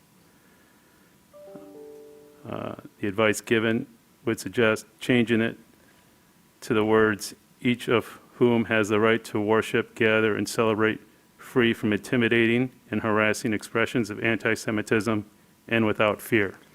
Is there a second? Second by Councilmember Griswold. Councilmember Romali? I think the intent of this does not change. The support is unwavering, but I believe it is more in line with what the legal department has suggested. For my part, I'm going to vote no on this change. I think that the language as was states that people have the right to worship, gather, celebrate fear from intimidation, harassment, and fear of violence, and that is for my part, I have no concerns that we run any legal that we run a legal risk that I'm concerned about when we state that people have those several rights. For those rights are in fact ours. Further discussion, Councilmember Griswold. Just for clarification, is this the language that Tim Wilhelm recommended to us in a communication? It's the exact language. Oh, okay. Further discussion of the amendment. Councilor Grant? Well, I also appreciate that, concerns that legal does what legal does. For my own experience from witnessing what has happened the last 18 years and my own lived experience, I think the original language is more reflective of that shared reality. So I will also be voting no on the amendment. Further discussion? Roll call vote, please, starting with Councilmember Radina on the amendment. Councilmember Radina? No. Mayor Taylor? No. Councilmember Iyer? No. Councilmember Nelson? No. Councilmember Briggs? No. Councilmember Rumlawi? Yes. Councilmember Hayner? Yes. Councilmember Dish? No. Councilmember Griswold? Yes. Councilmember Song? No. Councilmember Grand? No. Motion fails. Councilmember Malawi, you have the floor. I move to amend one of the words in the resolve clause, and that is in the second email that we received, or perhaps the first, where we're replacing or just removing one word. So it goes from, and cease their weekly show of aggressive bigotry, change to, and cease their weekly show of bigotry. Is there a second? Seconded by Councilmember Griswold. Councilmember Malawi? Again, this is out of concern on the litigation matters resolving the lawsuit brought against the city and any further litigation that may result. And these words are verbatim from the city attorney's office. For my part, I'm going to be voting against this amendment. I believe that aggressive bigotry accurately reflects the facts on the ground. That's my belief, and I think that I'm glad that the resolution says so. Councilmember Iyer. I will also be voting no. I believe that from what we've heard from folks who attend the synagogue as well as people who live near it, that aggressive is an accurate word to describe the demeanor of the picketers and the protesters. Further discussion? Councilmember Grand, Song, Hayner. Thank you. I think we, and this sits in my ward, so I've been hearing from constituents for a long time, and we received some really compelling emails today that spoke to behavior that I think could nicely be described as aggressive. I think that would be generous in describing that behavior. There could be other adjectives that one could use, but I am comfortable sticking with this one. Councilmember Song.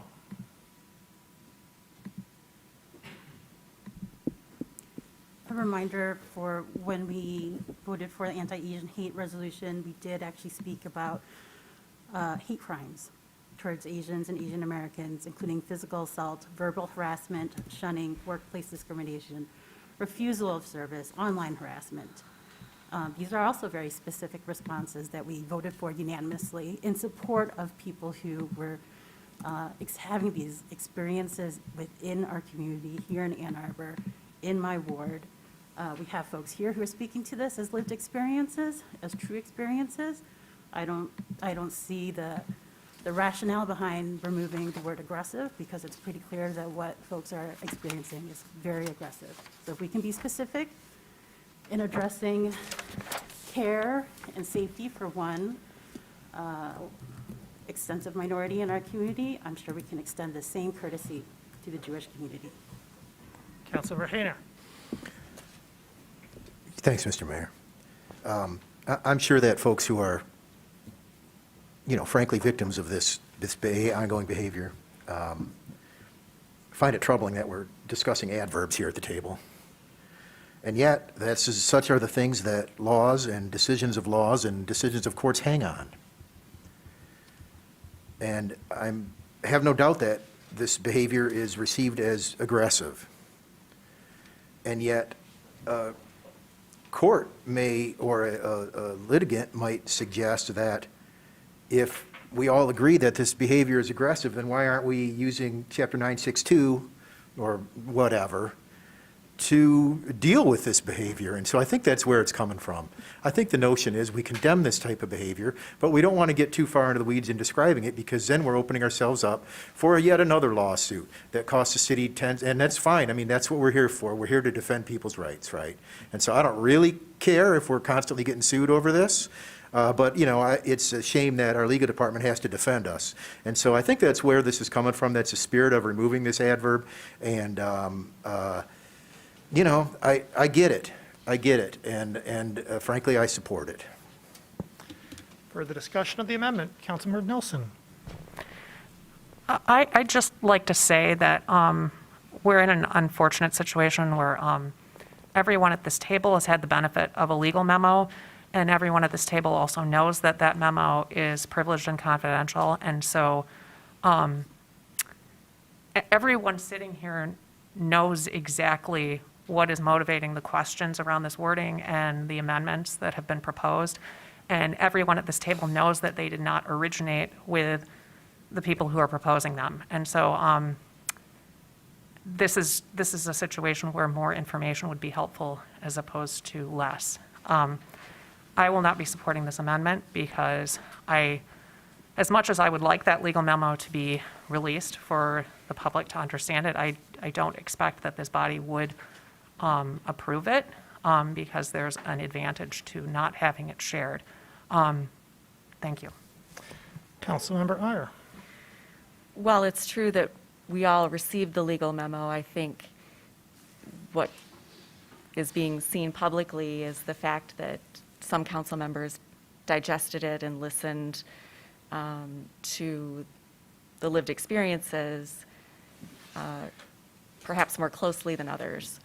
And those of us who've listened understand that the language as originally proposed matches more closely with those lived experiences. So it was a choice to bring it forward. Certain council members were not compelled by the legal department to bring those amendments forward. It wasn't necessary. Thank you. Councilmember Griswold. Is someone here from the city attorney's office to explain why they chose to leave out the word aggressive? We do have Mr. Wilhelm on the line. My suspicion is that he'll refer you to the memo itself. Mayor and council, so I would remind the council members not to discuss attorney-client privileged communications. If you would like to go into closed session, we could do that and discuss this in more detail based on the memo that was provided. But I can't go in any further in explaining what was in the memo. Okay, did you make a recommendation to reduce our risk of being sued? I can't discuss what was in the attorney-client privilege memo. Okay, what about if I proposed replacing the word aggressive with hateful? I'm just being rhetorical. Okay. But this is very troubling that we received legal advice that I believe, my interpretation is to reduce the chance of being sued. At the same time, I want to have the most specific language possible in an attempt to reduce and eliminate the behavior that you're experiencing. But if we were to have this language overturned, that would be a very heart-wrenching outcome, and I'd want to avoid that. So, okay, thank you. Further discussion of the amendment. Councilmember Umlawi. Thank you.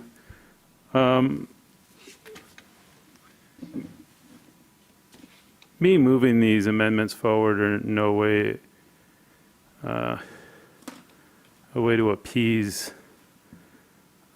certain folks who with horrific viewpoints. I sit and I take this job seriously, and I try not to politicize matters. I would just like for everyone to know, and I'm sure many people do, unfortunately we have no enforcement. Therefore, I don't know what the legal consequences are. I'll continue to support this resolution. I just wanted to make it in a way that I felt was stronger legally. So, not here to politicize this matter. When any religion is attacked, it's an attack on all religions. And so, I know everyone's looking at me, and I've gotten very specific emails asking me to support this because of my ethnicity and the troubles that they face, and how I would come down on a resolution like this. I don't mix the two. So hopefully one day there'll be a discussion on other matters that pertain to me personally.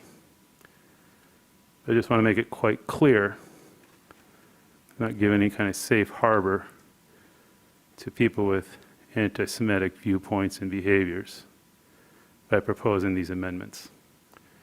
Just trying to get a more stronger legal resolution passed. Thank you. Councilmember Udina on the amendment.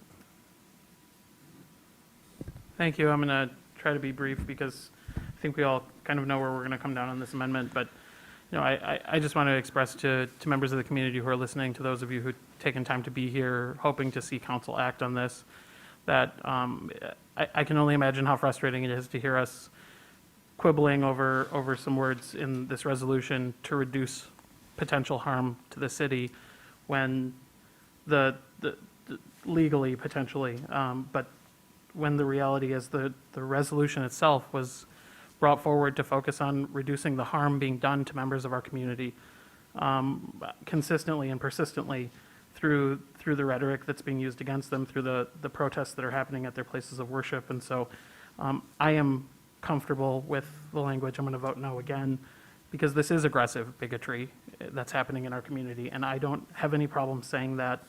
I appreciate where the resolution is coming, or where the amendment is coming from, but I think we need to disavow these actions, these protests as vigorously as we can, and I'm not interested in removing some of this language. Thank you.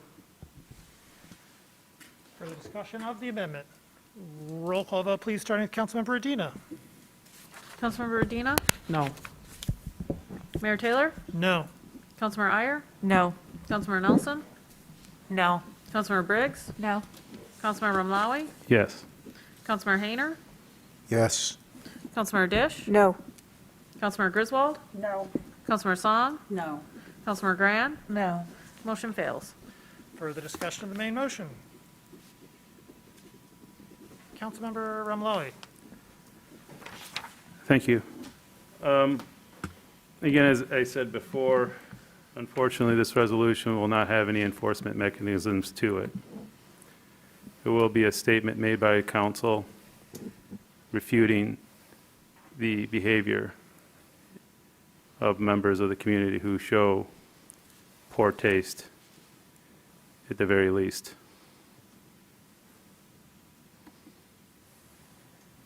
It's unfortunate that the plight of millions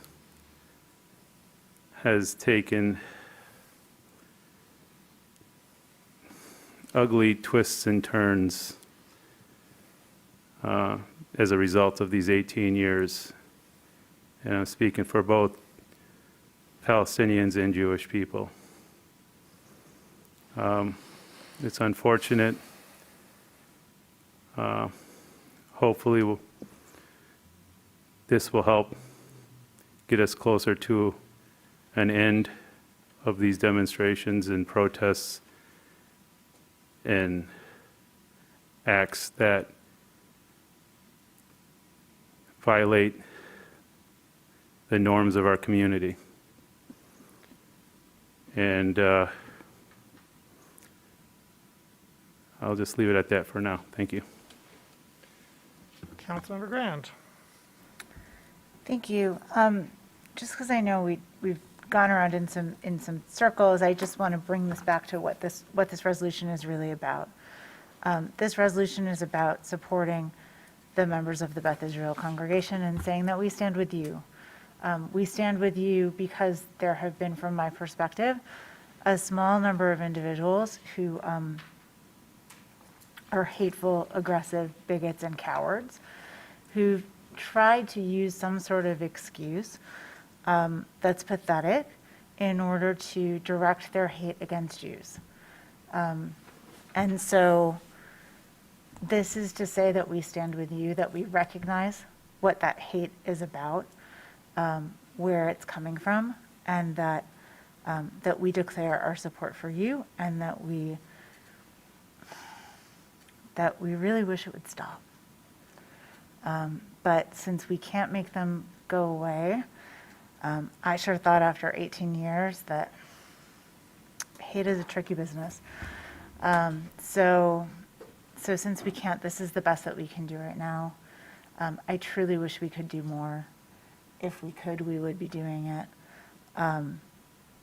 But, and if there is a way to do more in the future, I certainly hope that this body will do so. Thank you. Councilmember Hayner. Yeah, thanks, Mr. Mayor. And I think what Councilwoman Grant said is pretty accurate, and I think that if this passes with the language in place, that we are compelled to do more as a city. I believe that this is going to allow folks in that neighborhood, of people in that congregation, to raise complaints that are more of a call to action, let's just say that. And what was characterized as quibbling is really discussion that the city charter requires, it asks that we have at this table. And so I won't demean our back and forth on this. That's what our charge is. I think that people can recognize that in many instances that there's a difference between protesting or condemning the actions of a state and condemning or being bigoted towards the citizens of that state. And I think we have seen, through my history, when I was in school, we participated in the anti-apartheid, the South African issues. That was kind of right when I was in school. We weren't being bigoted towards the people who were under the thumb of that. And people recognize that difference. And it's a little more challenging here because the waters are muddied by the language and the constant haranguing that goes on in this community. And I think Councilwoman Grand summed it up, that it is a very curious and muddy pool hatred, and it's not always easy to understand what's going on. But in this case, it's clearly the tolerance for a good deal of this has worn thin, and that's okay. You know, that's really right. I don't expect them to go away, but I do expect, if we pass it in this manner with this language, that we are kind of committing ourselves to do more. And, you know, that I don't have a problem with that. So, thank you. Councilmember Song.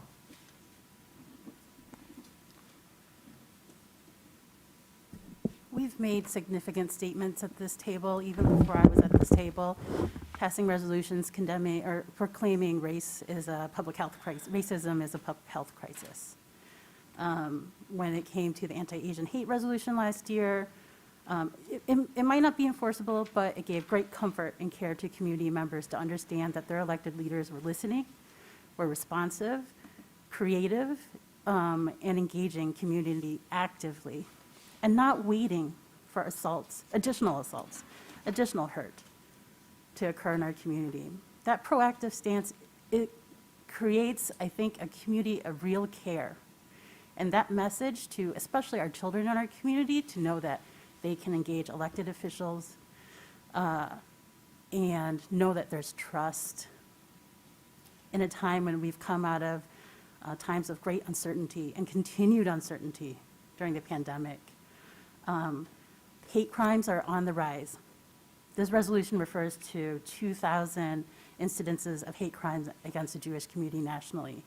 A recent report came out with 10,000 incidences of hate crimes against Asian Americans around the country. We are trying to recover from some very difficult years in this country, and it should not be a question as to how we respond to it strongly, lovingly, without regret. So although we can speak to enforcement, I hope we can also speak to the influence that this language has.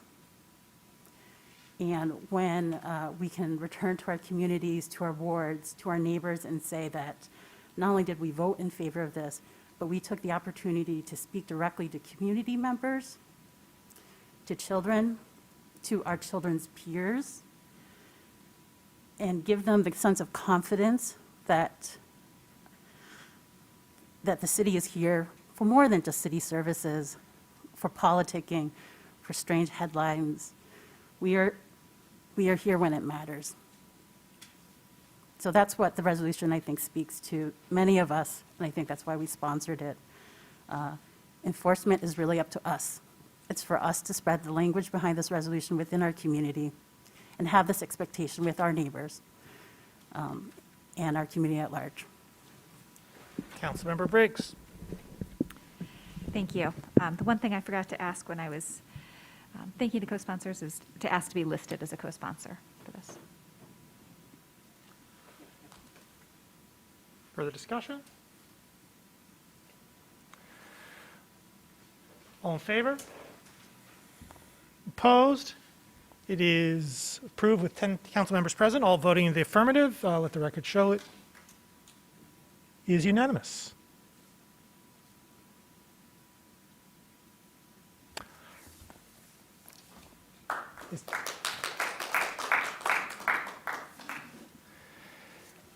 DC2, resolution to begin discussions with University of Michigan, U of M, for 2,000 units of workforce housing on U of M's North Campus, an agreement on additional student and employee residential units commensurable with UM's growth. Moved by Councilmember Griswold, seconded by Councilmember Dish. Discussion, please, of DC2. Councilmember Griswold. Would it be possible to take a 5-minute recess? We've lost 2 members. One's coming back now. Sure. Oh, okay. Let's take a 5-minute break. So we will return. It is 9:10. We'll return at 9:15.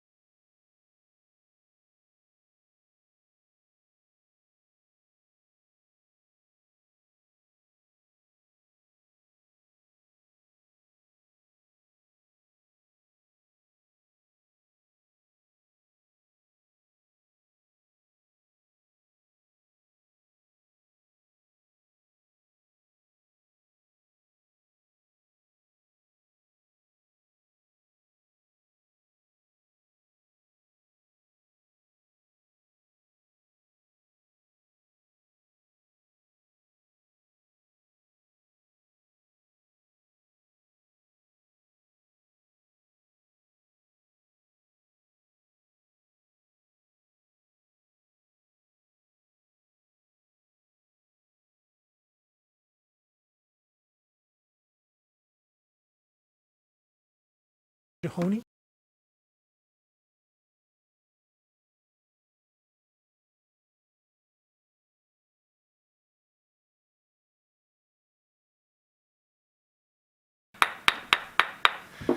We are back after a short break.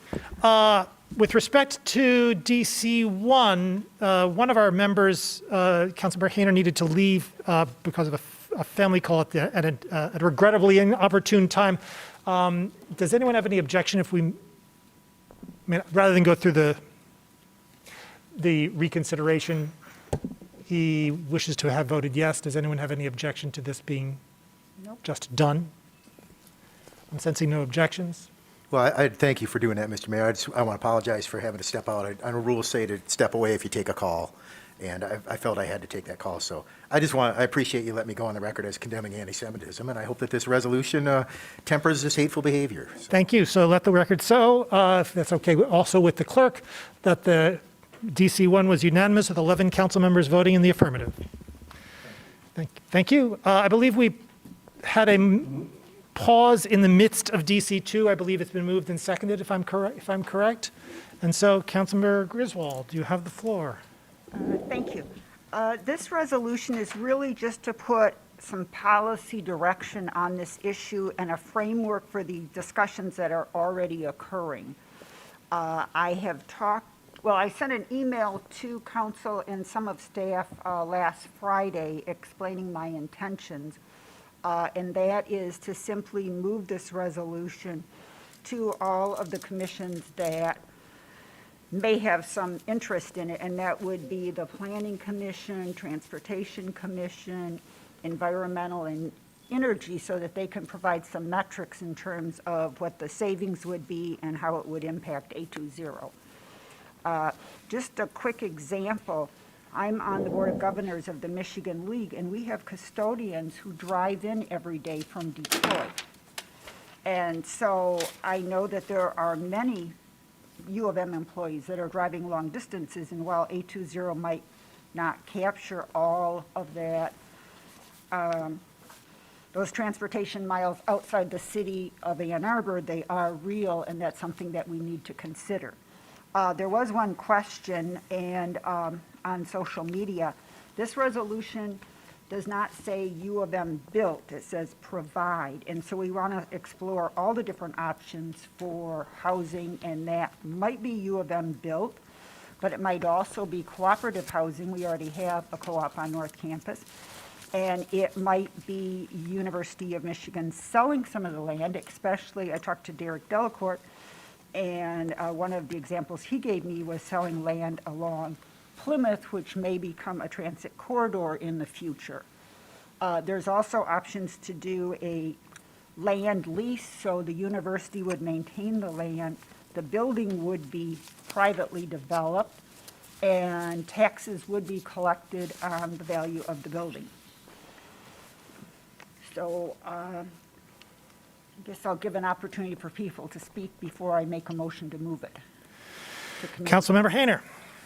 Thanks, Mr. Mayor, and thanks to Councilwoman Griswold for bringing this forward. I'd like to be added as a sponsor and just add this remark that this kind of ties in nicely with the considerations that we're going to be having moving forward about the pilot potential for a pilot program here in the city. And really, at the heart of it, a pilot program is a way to better cooperate with our partners in the community. And the university has a unique opportunity, and they have demonstrated this willingly with things like the stormwater management project in front of Angel Hall, that they have their own commitment, analogous to A20, of course. And one thing that the university has that the city also has, but private development doesn't have, is they are not beholden to our zoning laws. And so as a somewhat quasi-independent entity, they can build carbon neutral without us, quote unquote, forcing them to do so. They can build all electric. They can build whatever, however they choose. And so the idea is to give them opportunities and encouragement, I think, to take some of the burden off the city. I think it's clear that the massive growth at the university, I won't characterize it as massive, but it certainly exceeds the city's growth. And the housing that they have provided has not been commensurate with that growth. And so that's what this is all about to me, is asking them to sit down and have a conversation the same way I consider we should be having regional planning conversations. So fully support this, and thank you for bringing it forward. Further, Councilmember Song.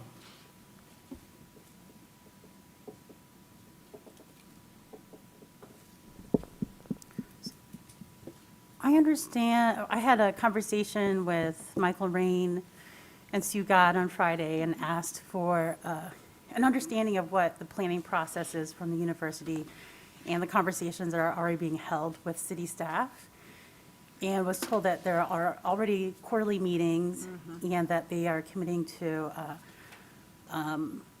a new master plan process. So I'm curious as to how this resolution ties in with what the staff is already planning, and then also how, and then also to update everyone, I asked specifically for a work session from the university, because I understand the last time that SUGOT had presented on U of M's development efforts was in September 2019, and that we are quite a ways from September 2019, and the response was that they'd be happy to come to council, so without need for a resolution to make that happen. So my question is, how this resolution, besides being worked through planning, how that would coincide with what the work the staff is already conducting. Oh, okay. Yes, thank you. That's a good question. And I did talk to Sue Gott, who's the Director of Planning at the University of Michigan, about this. And she did discuss with me those quarterly meetings that are happening. They're happening at the policy level, though. And so, I'm sorry, at the staffing level. We don't have a policy direction from the elected leaders. I've talked to some of the regents about this. I talked to the former president about this. Chris Kolb, Mike Rain, I've mentioned this, but I think there's a lot of activity and there's a lot of common goals, but there's not a framework. And by referring this to the different commissions, I think we could get some valuable metrics, and we could find out even more about what's happening in the Environmental Commission, the Energy Commission, Transportation Commission, looking at projections of how many miles may be saved by doing this. I know that I talked to Sue Gott a couple of weeks ago. They're looking at geothermal on North Campus. Another advantage would be that it could be a learning laboratory, some of these buildings, for the students in construction and sustainability. So it's not changing anything that's going on right now so much as providing a structure for that, and then we would share this with the regents in some formal manner. And I guess no one that I've talked to has said, no, this is not a good idea. It's more, this sounds like a good idea, sort of tell me more. And so I feel like we need, it shouldn't just be Kathy Griswold out there marketing this. It really needs to be a formal document that's been vetted by staff as well as by these different commissions. Councilmember Adina. Thanks, Mayor. I've had a conversation with Councilmember Griswold about this a couple of times, and am sympathetic to the needs of additional workforce housing here in the community. I do have a few concerns about kind of the specificity with which we're kind of directing plans around that in this resolution, specifically as I understand that the university is undertaking their own comprehensive land use plan process right now. And so I guess I would be supportive, since you've mentioned the desire to refer this to commissions. I would be, amenable to that, acknowledging that, this work is already happening in some respect with the conversations between U of M planning staff, the city planning staff, and really kind of evaluating for what the future land use at the university looks like. Because I also acknowledge the fact that, student housing has not kept up with the increase in enrollment as well. And so to the extent that, we're specifically asking for workforce housing on North Campus might also be, part of their plan for increasing student housing. And so acknowledging that we don't have a lot of authority over the university in how they might direct some of this work, I guess I would like to see maybe a resolution come back to us from those commissions with kind of more guiding principles on what we would hope that they would consider within that planning process, rather than the specificity of trying to dictate like a specific bullet point of that. Acknowledging that I think we definitely want the university to participate in solving some of the housing crisis problems that we have. Thanks. Councilmember Amlawi. Thank you. I guess I have a few questions on the specificity of some of the items that are mentioned. We talked just about North Campus. Why is it only North Campus that we're focused on and not the entire city? And how did you get to 2,000? Why is that a magic number rather than just kind of more of a policy driven where we don't have that type of prescription, that detail of a prescription in it. So I have some other questions, but again, why is it just, focused on North Campus? Why is it only 2,000 units or as much as 2,000 units? And then I have a question for our city administrator. But first, the sponsor, if you have anything to say on that, or I don't want to eat up your talking time. Maybe you want to respond to that when you have time. I'll ask the city administrator what he believes the opportunity will be for elected officials in the first resolve clause. What type of opportunities do you believe would exist as it pertains to that first resolve clause? Sorry to put you on the spot.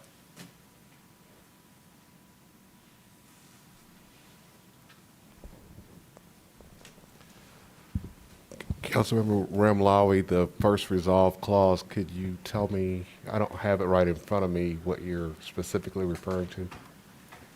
It asks that the city administrator will provide an opportunity for elected officials of the city and the university to have dialogue and explore opportunities to provide workforce housing on North Campus, thus furthering our sustainability initiatives.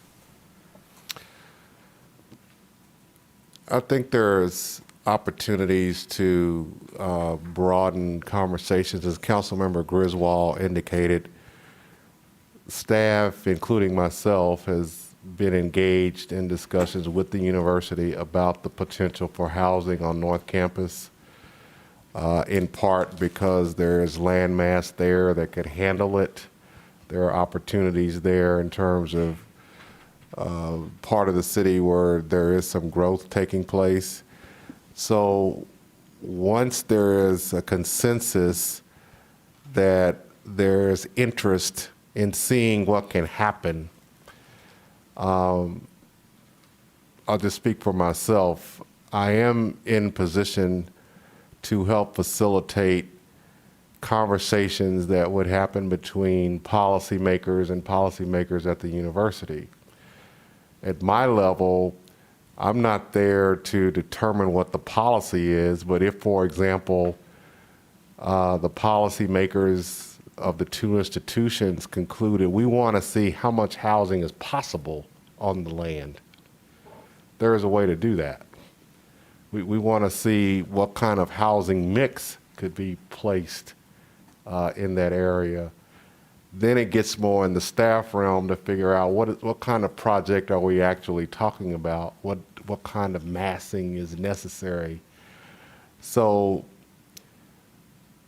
whether there is a visit by Sue Gott, who has extended an offer to come here to talk about their planning process, whether there is an opportunity for other members of the university to engage with council,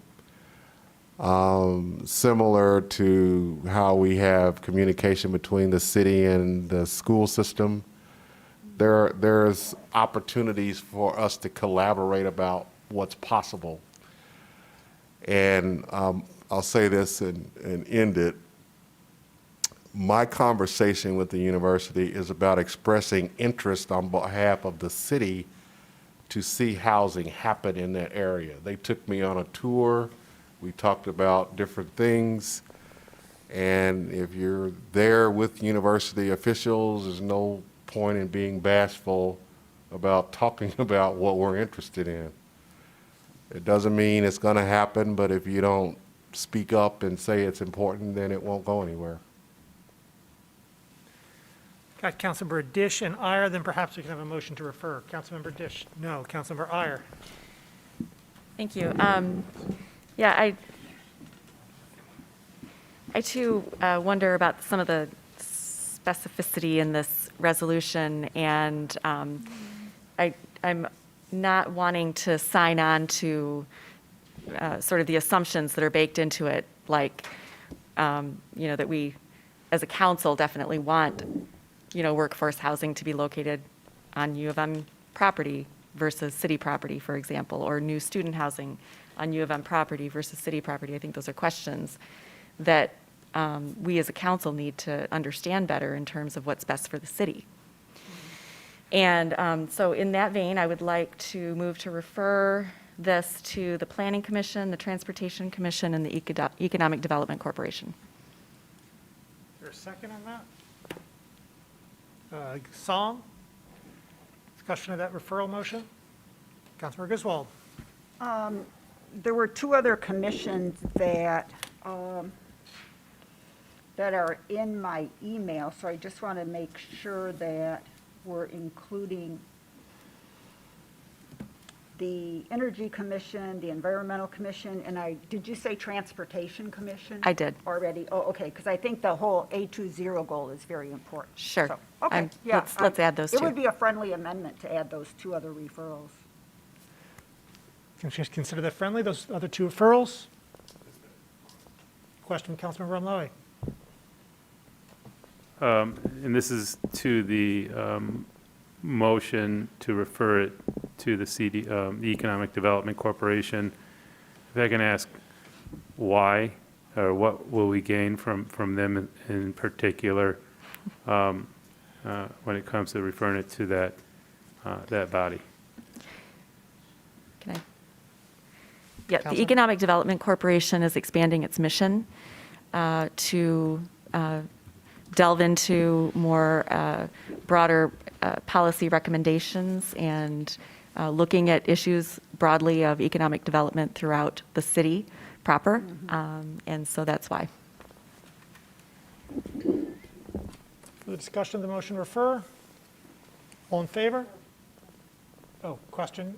Councilmember Graham. More of a comment. I just want to say that I even though we are referring, what I'm hearing from our city administrator is that Ms. Gott may be coming to council, which is terrific, and we don't need a resolution for that, and that also that he will continue to engage with the university in talking about housing as they work through their comprehensive land use plans. So it's not just going somewhere and going nowhere, that these conversations are continuing.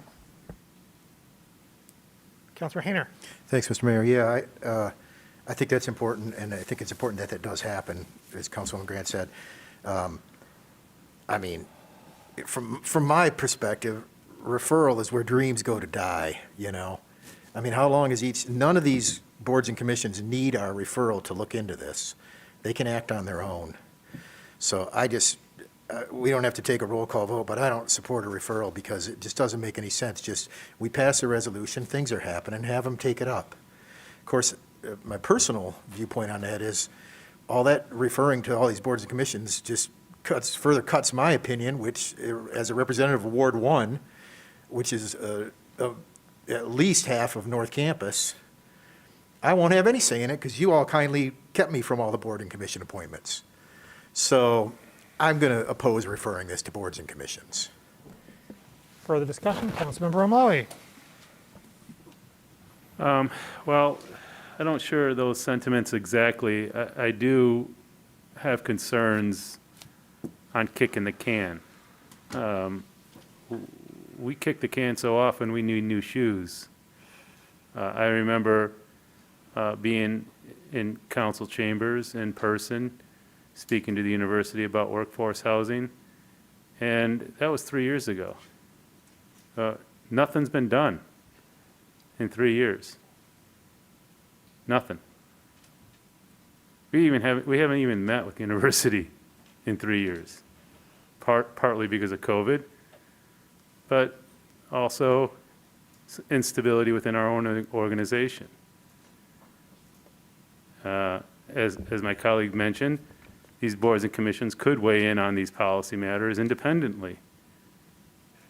And my concern is that we continue to kick this pressing issue down the road. And sure, the Economic Development Corporation can look in this and give us their opinion, but tell that to the people who don't have housing right now. Or the person today who I saw received a $500 increase in their monthly rent here in Ann Arbor. We have a crisis. I mean, I don't know what happened in the last 10 months or a year, but the sense of urgency about affordable housing has taken a back seat. After we passed the millage, it was like, mission accomplished. We no longer have an affordable housing issue anymore. We're just going to wait. No. We have a big problem. And we need to have more formal discussions on this issue. And kicking the can down the road isn't going to solve them. So my question, I guess, is when are we going to get these recommendations, or when are they going to weigh in? When can we take this back up and formalize these discussions? Councilmember Adina. Thank you, Mayor. I just want to maybe put a little bit of clarity on what we would be doing here. I mean, this resolution is not binding. It's a recommendation to another body that is actually undertaking its own comprehensive land use plan process at this point. And so I think characterizing it as kicking the can down the road isn't necessarily fair, because the reality is we want to make a sound recommendation to our partner here in the community around what works best in order to solve some of these problems. I would be remiss not to point out the work that is happening on affordable housing, the things that we can act on, the things that we can pass and do here in the city to actually solve that problem in a way that we control. And so this is a recommendation to another body. If we were to pass this tonight, the reality is it's likely going to be read by them and then sit on a shelf as they undertake their own comprehensive land use plan. And so I think the most effective way that we can be partners in that process is to be as deliberative as we can to get the appropriate feedback that we can to provide our community partner with a full recommendation that's well thought out and that takes into consideration all of the needs of our community. And so I don't think it's fair to characterize getting additional input from some of the expert boards in our community as kicking the can down the road. And so I hope that we can pass this or pass these referrals and move on with the conversation. Councilmember Nelson. Thank you. I am not going to support this referral because it's part of a larger pattern. This body deferring its responsibility to unelected people who don't sit in these seats and are not accountable to voters. And I agree with Councilmember Radina's point that it is not binding. It is not binding. It is asking for a specific conversation on a topic that could be helpful. And it's true that it's specific. And I appreciate Councilmember Ramlawi's point that for 3 years we have not gotten very far in these conversations. And so I appreciate the efforts of Councilmember Griswold in focusing this topic in a way that could be helpful. And so I will not support a referral. I think it's time for members of this body sitting at this table to take responsibility and stop efforts to delay conversations that we should be having. Thank you. Further discussion of the referral? Councilmember Hayner. Thank you. If the university is currently in the middle of their comprehensive land use plan reconsiderations,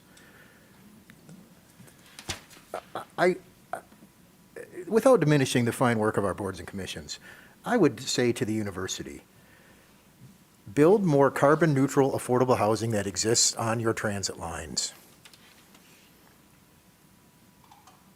What else do we need to say? That's what this community needs. I don't need 10 reports from 10 committees. Build more carbon neutral, affordable housing that's serviced by your fine transit network, University of Michigan, please. That's it. We're making this harder than it has to be. Councilor Dish. Sorry. I just want to clarify, since I was also in on that meeting on Friday, the university is not in the middle of a comprehensive land use planning process. It's finishing up the plan that was on the table, and it is at the very beginning of engaging whatever it is that you consultants. I'm sorry, I'm suddenly tired, which is absurd. It's still young. They're in the process of engaging consultants to begin another installment of comprehensive land use planning. This new installment will be done within the knowledge that 30% of the university's undergraduate population is enrolled on North Campus now. That's not to say that they live there, but it's enrolled. So the university has, as part of its current plan, built a number of facilities, the new IT building, and it is bulked up its dance and theater. And so they are aware that they have more students enrolled on North Campus. Their goal for renovating the existing housing that they have on North Campus is to make it denser but accommodate the same number of students that it's accommodating now. In the next round of master planning, they're going to consider whether they want to add more student housing to North Campus, and they will have space. But there's a lot of other stuff they're thinking that they want to add to North Campus as well. So I would be surprised if they had a change of heart about building workforce housing. They've been pretty clear about that. But I would be delighted, if I may use that word, if they did. And so there's no harm in having a conversation, but there's also no rush, because they are not in the middle, they are in the very early stages, and they are not interested in talking about decisions right now. They're talking about planning and visioning and exploration.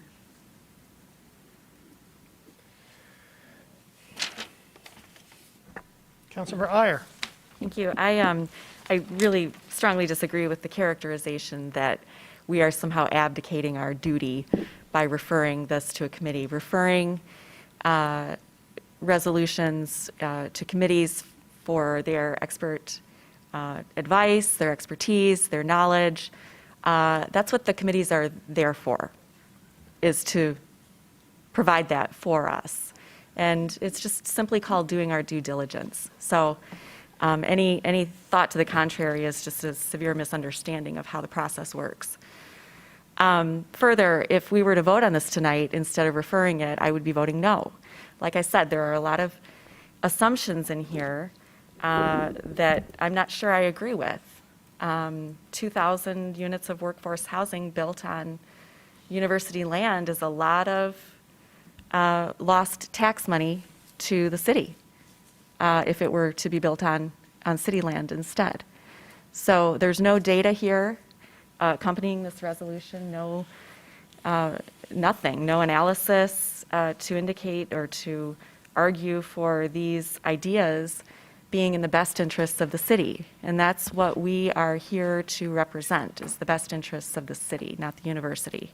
So again, I'll be voting in favor of referring it, and thank you. For the discussion of the referral, I think you've been spoken twice in the referral. Have I spoken twice? I don't think so. Councilmember Griswold, on the referral. Oh, okay. Yes, I planned on referring all along, and I don't think it is council's responsibility to provide all the metrics and all the details that the Energy Commission, that staff have.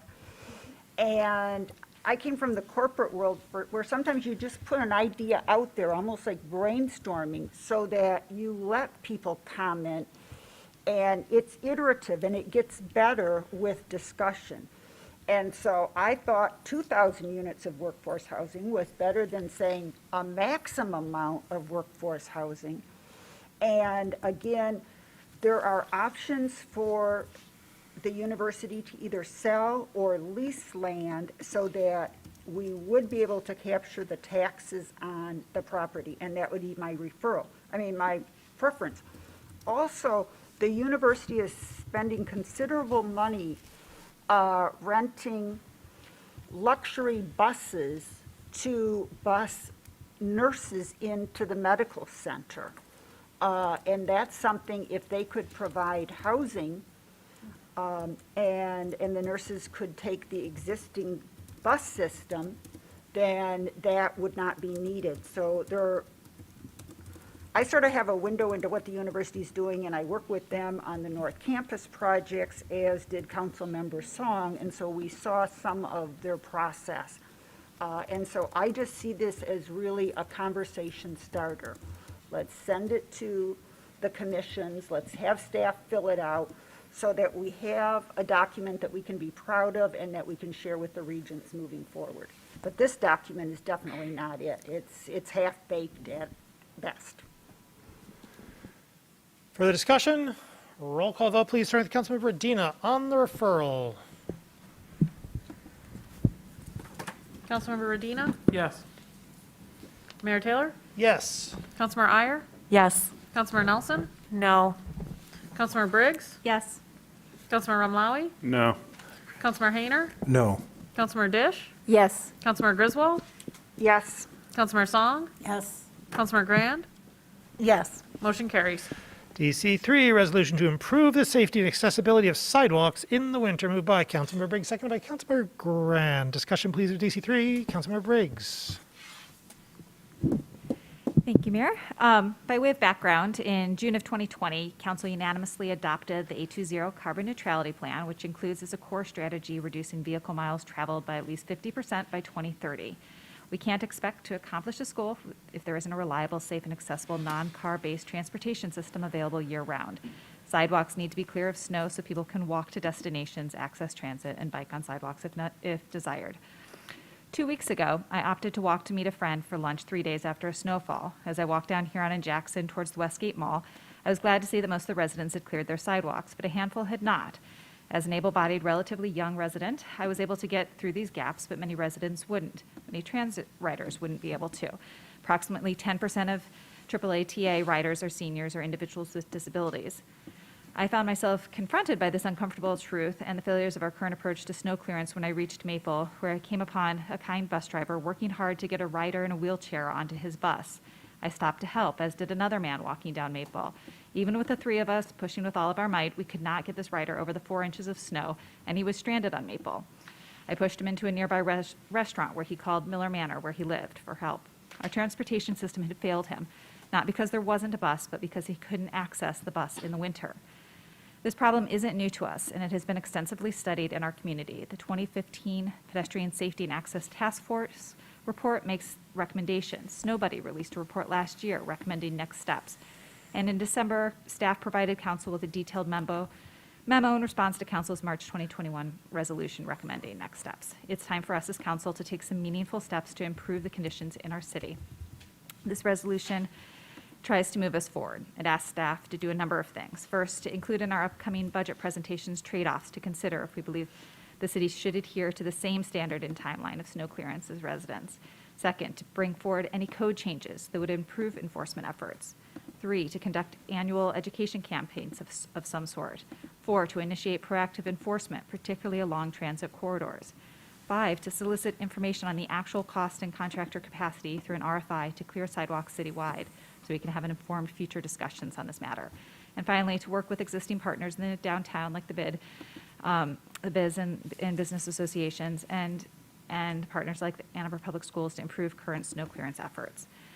I hope you'll support this resolution tonight. I'm happy to answer any questions you might have. Councilmember Hayner. Thanks. I have a question for the sponsors, because I had a little confusion about the numbers. It was discussed last week's meeting that we're going to have to offset about $1 million. Now, is my understanding that we are only talking about sidewalks, paths, and areas and so on that are the responsibility of the city, that are adjacent to city properties? Is that correct? Yeah? Okay. So that's why it's 1.5 million or whatever for the first 2 years versus the 7.4 million that the sidewalk, okay, snow buddy people, okay. Well, that's kind of a relief. So, and it's also kind of a disappointment, because one would have assumed that the city already took responsibility for its own sidewalks, paths, and so on. And I know that's not true, because we've all received emails from constituents saying, I love to walk in the park, wish I could, right? Okay. So I think it's unfortunate that we haven't done this sooner, and I mean, let's find out what it takes, and the fact that we don't control our own sidewalks and paths and surfaces while we lay into the individual homeowner to do the same in a very timely manner. That's the kind of things that make people complain about their high taxes, right? So I'm going to support this. Further discussion? Councilmember Ramlawi. Thank you. I'm just need a more understanding of what the actionable measure of passing this resolution is. I asked how many miles the city is responsible for, and it's 57 miles, 35 of them being park. We got 22 miles outside the city parks that would be addressed by this resolution. And I'm not saying that there should be double standards as to the city's practice and what we enforce on our residents. But I'm also looking at a 2-year total of $1 million. Am I, distilling this down properly, that it's going to cost nearly $500,000 a year to prioritize our sidewalks, 22 miles of them, to be in compliance with our current standards for residents? For 22 miles, we're going to be paying $500,000. Is there a staff member? Mr. Mahoney, is there a staff member ready to answer? And I guess, I would also like to know whether voting on this and voting yes in the affirmative would change the budget in a way that shifts our policies around, and I would like to know what those trade-offs are before I vote on this. And I don't understand what the trade-offs are quite yet. Mr. Mayor. Briggs, perhaps? Or? Mr. Mayor, part of what the resolution is asking staff to do is to get in a stronger position so that we could be responsive to the questions that Councilmember Ramlawi is raising. It's asking us to do an analysis to determine what exactly would it take in order to have this function performed. And it's asking us to identify, let's say the number is 500,000. Whatever the number is, what would we have to do within the budget in order to include it? So we can't say tonight it means we would have to do less of A, B, and C. The analysis will allow us to identify what we'd have to do more of or less of, or where we might find the money, or if we can find it. And so it's asking us to take a deeper dive to come back to you. So you would have information on the impact of executing it before you'd actually cast a vote to say, yes, let's do it. And would that be a budget amendment, or how would that process play out come in a couple months? I guess I'll just take a quick Well, answer. I'm sorry. If it's this budget year, then it would be this budget year. If it would be a budget amendment. If it's for next fiscal year, it would be in the budget budget. I'm just course. trying to understand the ramifications of a yes vote here, whether I'm going to be reprioritizing city services based on this one No. vote. The answer is no. Further discussion? Councilor Briggs. I heard a couple of questions there that I just wanted to get to. One, I just want to make sure that it's clear the city is doing this. It's just doing it slower than we ask of residents. So, and that's because we prioritize streets first, and staffing gets taken away from parks, and so we find ourselves on a slower timeline. And so this is saying, what would it take to get us on the same timeline that we hold residents to? In the resolution, there's actually a kind of an analysis. Staff has already done this in terms of personnel costs are estimated to be this, startup costs are estimated to be $175,000. I think we're discussing the ARPA funds right now. This may be discussion of maybe we want to buy some additional funds, use additional money from that to go towards equipment, additional equipment we might have, or maybe we bring that from someplace else. So the initial year one costs are greater because we'd have to acquire additional equipment. Year two costs are estimated around $400,000 a year. We do need to have a discussion around these trade-offs that need to happen as part of our budget, analysis, as part of our budget presentations. These are trade-offs. We have to determine if there are trade-offs our community is willing to make. Personally, I think we should be on the same timeline as residents, but there's not easy choices here. Councilmember Grant. Thank you. I want to thank Councilmember Briggs for taking the lead and doing all the heavy lifting along with staff on this. But just to answer some of the questions or to highlight a couple of things in our conversations, we were really looking at this issue of sidewalks and knowing that there's some advocates in the community that want us to clear all the sidewalks. Well, before we go there, let's think about clearing our own in the same time as we ask residents and businesses to do. What would that be? And then we looked at some other, major concerns that have come up over the last couple of years. One being downtown and transit corridors. Another one being we know that enforcement is not consistent, particularly in the neighborhoods. And while we want to see snow removal done in the neighborhoods, we don't want it to be unfairly punitive in some neighborhoods versus others. So how can we address that problem as well?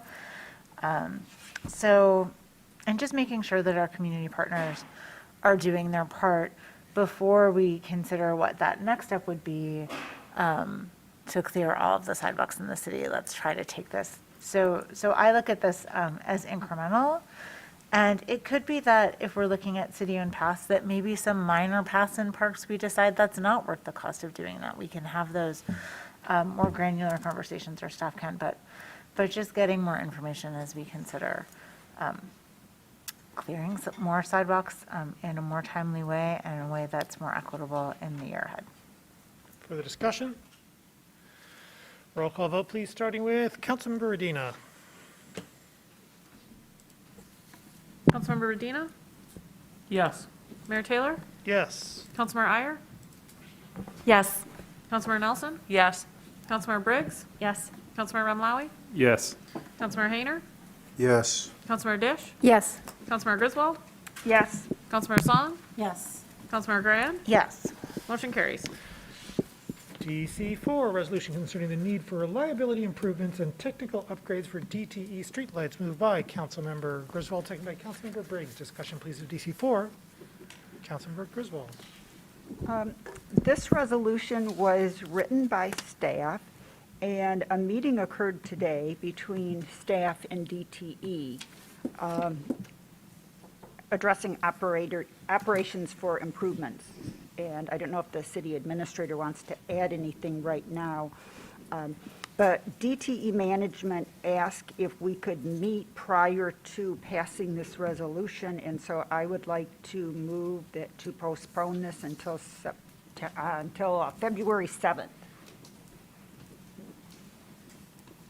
Did you want to say anything?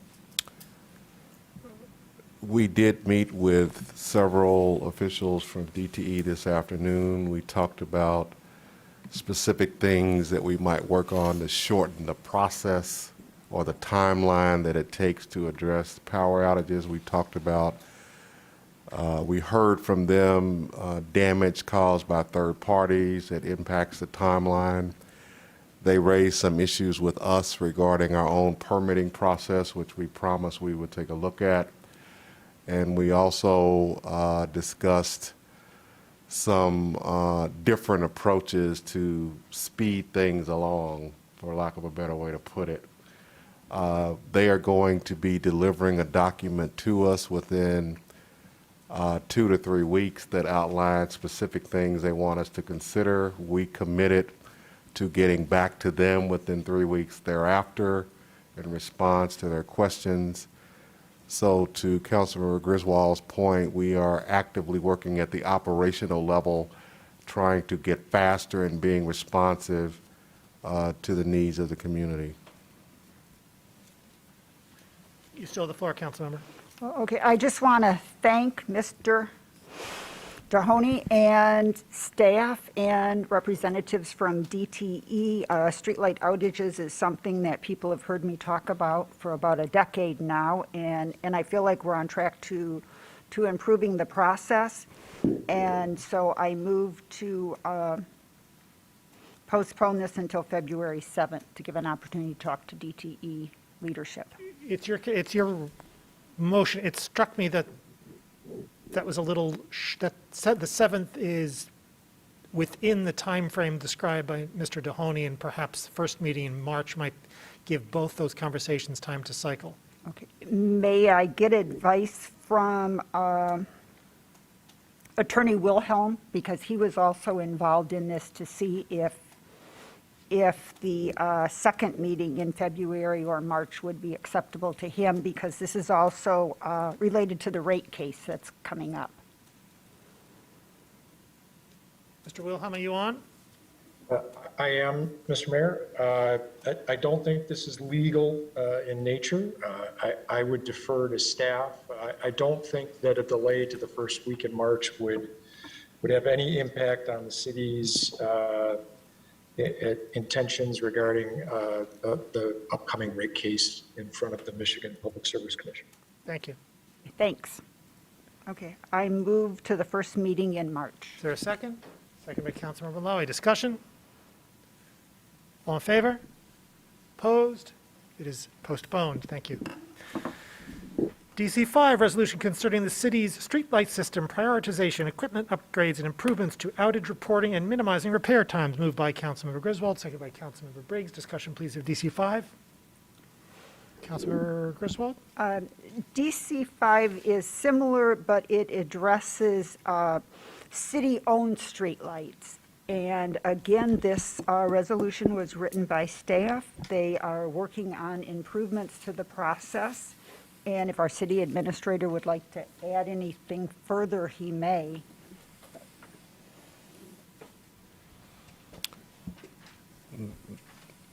It's really nothing further to add. That's an accurate statement. We are, in fact, trying to do that.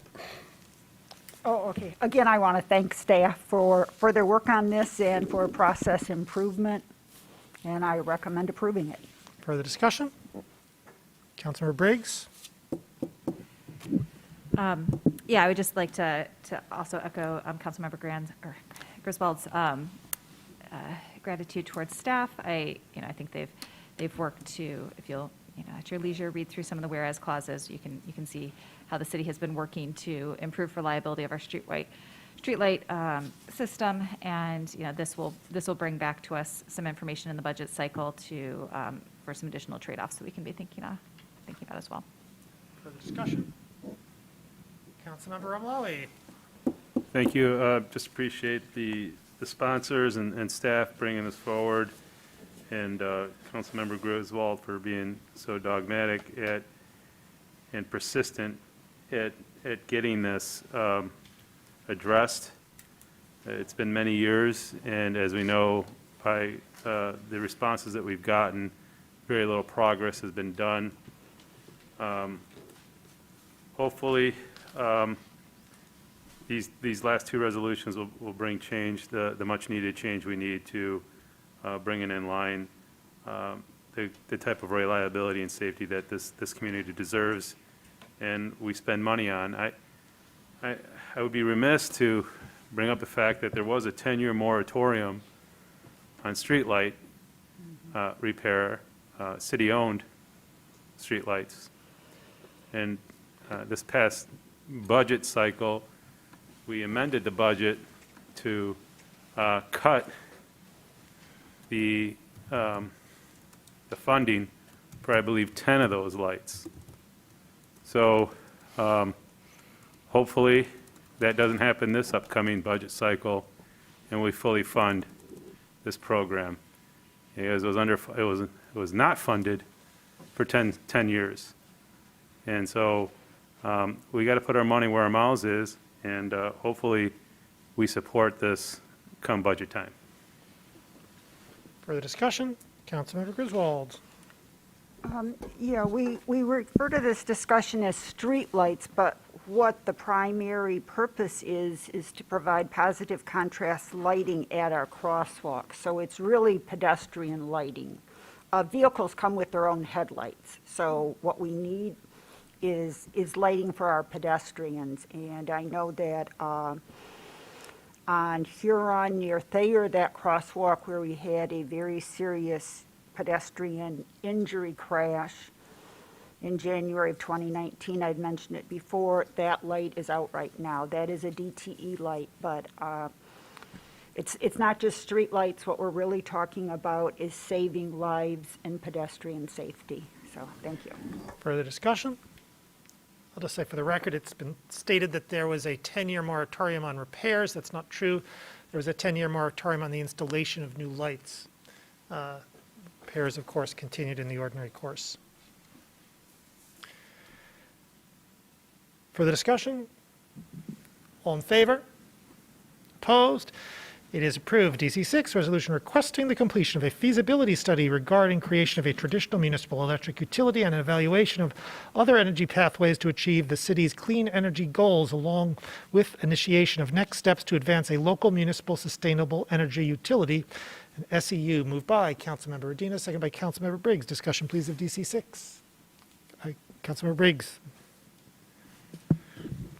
Yeah, thank you.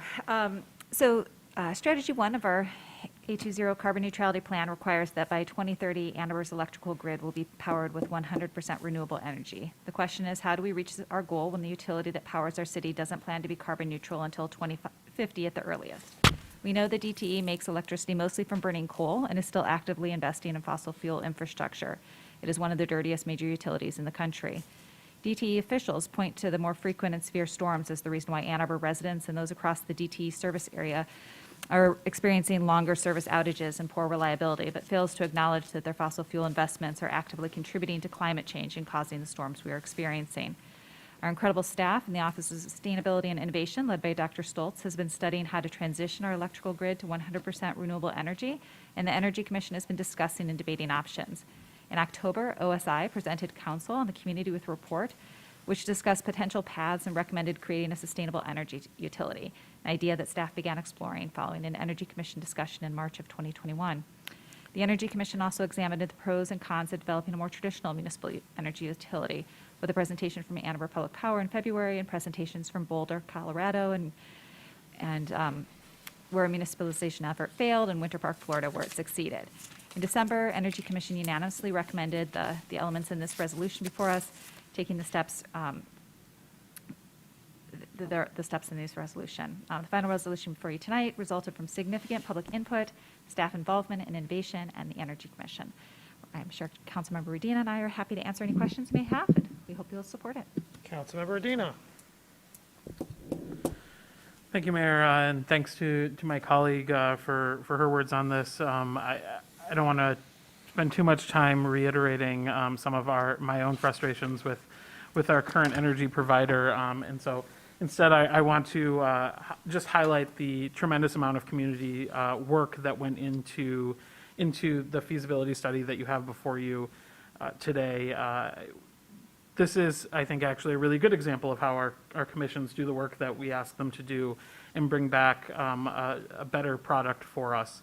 The Energy Commission has spent several meetings over a period of months, really digging deeply into this issue, doing research, bringing in experts from other communities, bringing in experts locally, speaking with OSI and members of the community to make the recommendations that they did, which informed this resolution today.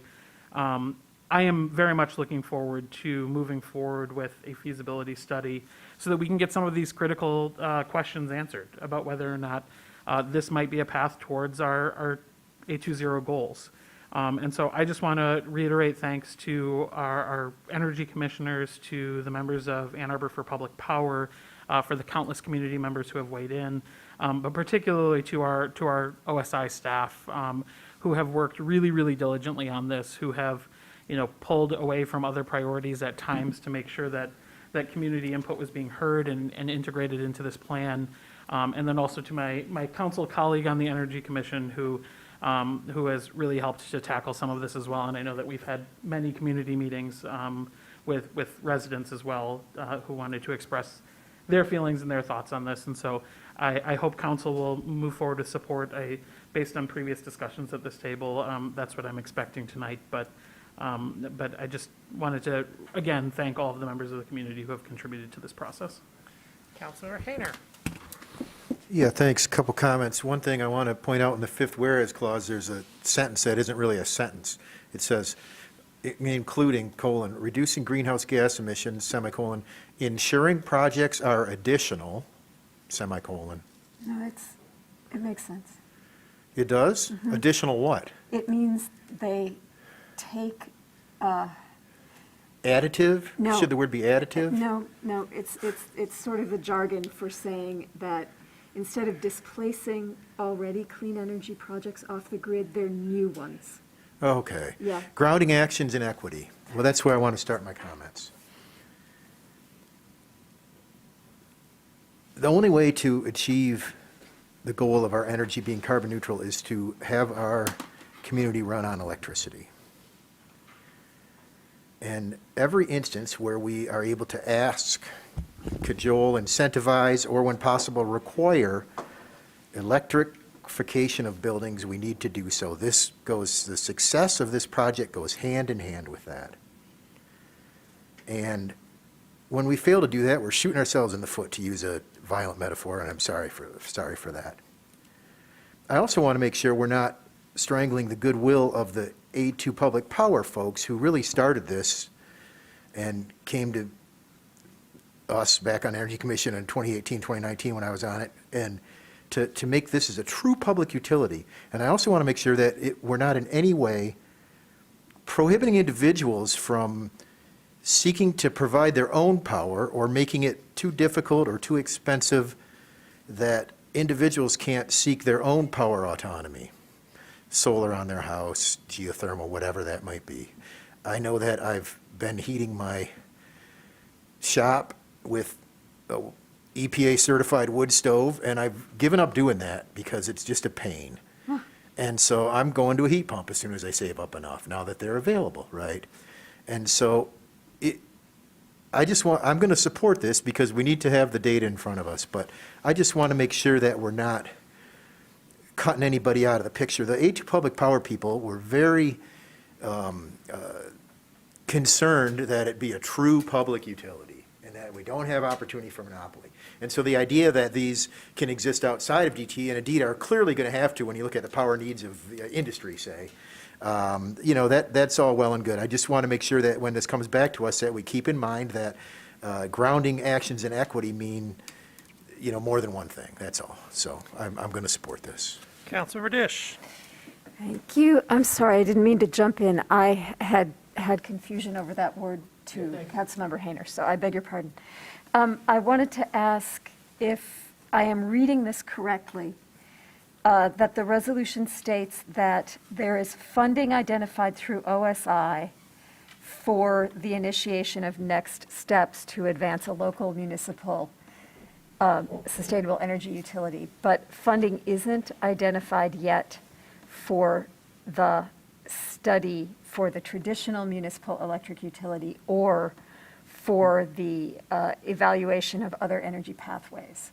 So in voting for this, are we authorizing funding for this, for the other two studies, or are we, thank you, so we are just asking for an RFP to be developed, and then we will, in the budget process, consider funding. Thank you. I see nods, and so I understand that I read it correctly. Okay, thank you. Further discussion? Councilmember Nelson. I would like to be added as a co-sponsor, and I had just one question. There was a piece of this resolution that it wasn't clear to me why we were directing the city administrator to lead it. It felt like something that would be happening within the Office of Sustainability anyway. I think it's the third to the last resolve clause. Investigating the creation of a municipal sustainable energy utility, a proposed governance model, registering public interest in SEU, rate analysis of the first phase. These all seemed like tasks that would already be happening with, I guess my question was about the inclusion of that, and maybe somebody on the Energy Commission can explain. Oh, please, I'm sorry. Thank you.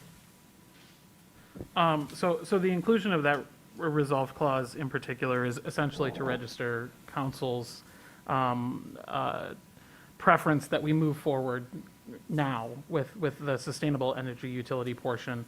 And I think the question around the city administrator language is largely just in sticking with always directing staff through the city administrator rather than, my expectation is that OSI will be doing much of the work.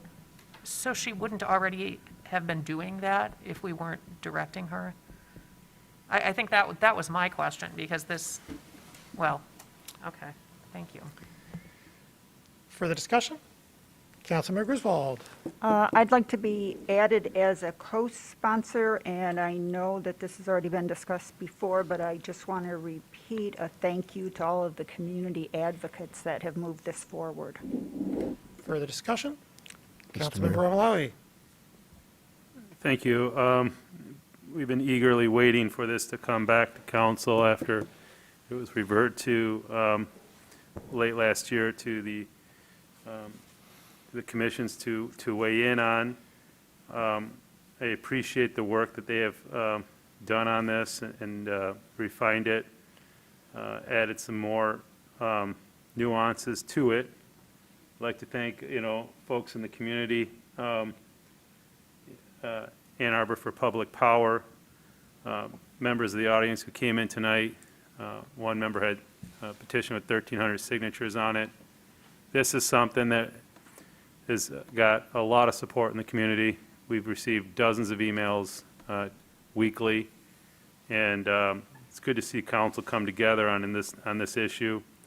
And I look forward to that RFP, and just patience isn't something I was born with. I guess I'll need to ask our city administrator when he would believe we would review such a proposal. What type of time frame would we be looking at?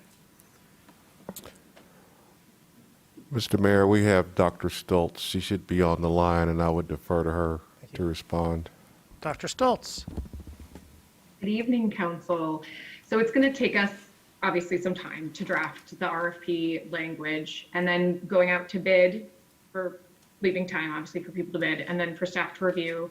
I'm guessing we're going to be back to council with a proposed budget allocation, May, June. It's going to take some time. Thank you, Dr. Stoltz, for being here to answer that. I just got a follow-up question, if I could. Do you think that'll come before we adopt the budget? And maybe this is something for our administrator to respond to, or would this be a budget amendment after our budget's adopted? That's a very good question. I think we can move with purpose and intentionality to get an RFP out. I also want to be sensitive to, I know this is a really big issue, and so I want to make sure we don't rush the process so we get information that the body can use to make a decision on what's next. But I'm afraid I'm not really giving you an answer. I think we'll try for budget process, but we might want to take the time it it needs. I appreciate that response. It is a good answer. It's an honest answer. And I'd rather have it done diligently and properly and make the budget amendment if we need to. Just curious as to know what to say to our constituents when they ask. Thank you. Mr. Mahoney. Mr. Mayor, to footnote what Dr. Stoltz says, if I recall our budget calendar properly, we have to deliver the draft budget to you in April. So we're going to have to make our decisions, preliminary decisions, within the next 8 or 9 weeks, just to get the process going, which still leaves the door open for adjustments after we've received further input. Councilor? If I could just ask that a placeholder be put in our budget, as we've done in the past, on issues like this that we don't have specifics on. Thank you. Yeah, for my part, I was going to say that it would hardly surprise me if we don't have a solid figure by budget time that there would be such a placeholder, because it's obviously a topic of community interest, and it's obviously a topic of council interest. And, budget amendments are typically for surprises, and this is not a surprise. Whether we get the number right is another question, but we'll see what happens. I don't think that's going to be an issue. I've too would like to be added as a co-sponsor. I think this resolution is a complete win-win. It moves forward with immediacy, with the effort to stand up a sustainable energy utility, which is something that we are able to do, and we ought to do where we can as we can. And with, it also will enable us to have a set of common facts about an incredibly important question, whether or not we look to work towards a traditional municipal utility through the purchase of DTE's infrastructure. Obviously, the municipal ownership of a utility is a weighty proposition, and it's really important. A weighty proposition filled with cost and great promise, and so it's a balance, and we have to understand that balance properly before we go forward as a community to make the decision. And the way to do that as an initial step is this feasibility study, and I'm delighted that it's moving forward because it is important to help us better achieve our 820 goals, because that is our common purpose. Further discussion. Regina Briggs. Thank you. I just wanted to go back and try to answer one of my colleague, Councilmember Hayner's concerns from earlier about making sure that the community remains engaged. Ann Arbor for Public Power is the community group that has been most involved in this process, participated in really every Energy Commission meeting for periods of months. And I know that Councilmember Briggs and I were meeting with them as recently as this weekend. I anticipate that they will continue to be engaged every step of the way. I actually think that the community as a whole is going to be engaged, particularly if feasibility study comes back, obviously, indicating that we should move forward in this direction. It's going to obviously require some community involvement, because the community would have to actually vote to take us in that direction. And then I also, to the piece on individuals being able to power their own homes, I think that's what's really exciting about the SEU concept, and really just want to applaud the work that OSI has been putting into that. I think that's something we can start moving forward with now to have an immediate impact now, and to allow citizens to take kind of more control over clean energy in their own homes. And then the last piece that I want to mention quickly, as I was thanking folks, I also wanted to thank many of our local labor unions participated in this conversation as well, and made sure that we were considering the fact that if this moves forward at some point into the future, that there are labor concerns to take into effect, that there will be workers who will be displaced if a municipal utility was created. And so I just want to reiterate my own personal hope that if we get that far along in this process, that we'll be looking at just transition for those workers, for training opportunities, retraining opportunities, and making sure that any work that is being done here, either through an SEU or through a municipal utility, are union jobs and that pay prevailing wages and benefits. So, thank you. Councilmember Briggs. Yeah, and I just wanted to address another question that got raised to the table around kind of why is the resolve clause in here regarding the SEU, and wouldn't staff be able to work on that on their own? I think we need to acknowledge that this is a really substantial step that our community is taking. There's pieces of this that may be smaller lifts in terms of thinking about the proposed governance model and staffing structure, though maybe that's more sizable. But there's an arrayed analysis in there, developing a draft ordinance to bring back to us. I mean, we're going to be considering this at many different stages, but I also wanted to give Dr. Stoltz an opportunity to just discuss particularly this, since this comes out of the report that we received in October, if she wanted to add anything more to this discussion, or if she feels like it was covered. Thank you, Councilmember Briggs. Right, so we've presented the SEU report, but haven't really gotten any direction from council, if that's something you would like us to continue moving forward with. And it's true that staff have already started to explore the governance structure and the staffing possibilities in conversations with other utilities in Michigan and other places, but the rate analysis is not something that we would be able to do in-house. So we would be looking for some support for that. So overall, the intent behind the SEU addition is getting council's direction, if you would like us to move forward in that. Further discussion? Councilmember Dish. I just would like to be added as a co-sponsor. Thank you. Further discussion? All in favor? Opposed? It is approved. Do we have a closed session today, Mr. Wilhelm? We do not, Mr. Mayor. We have before us the clerk's report of communications, petitions, and referrals. May I have a motion, please, to approve the clerk's report? Moved by Councilmember Umlawi, seconded by Councilmember Bradina. Discussion of the clerk's report. Councilmember Umlawi. I usually don't comment at this point. I hope it's the right time. I just wanted to say thanks to all the volunteers who have served on our boards and commissions. Many of them have needed to resign for personal reasons, so just wanted to take this time and an opportunity to thank them and wish them well and their future endeavors, and appreciate the service they've given to our city. Councilmember Hayner. Just real quick, E1 and E2 are communications from Eagle regarding issuance of permit numbers under Part 301 and Part 303, and I had the pleasure of taking an Eagle floodplain understanding class a week ago, and then had a really excellent follow-up with some folks from Eagle and Jerry Hancock at the Stormwater Management here at the city. And you'll note that those are related to developments that are near bodies of water in our community, and we're getting at a point where green space has to be approved all the way up the chain to the federal government, because we're just running out of places to build here without starting to some serious infill.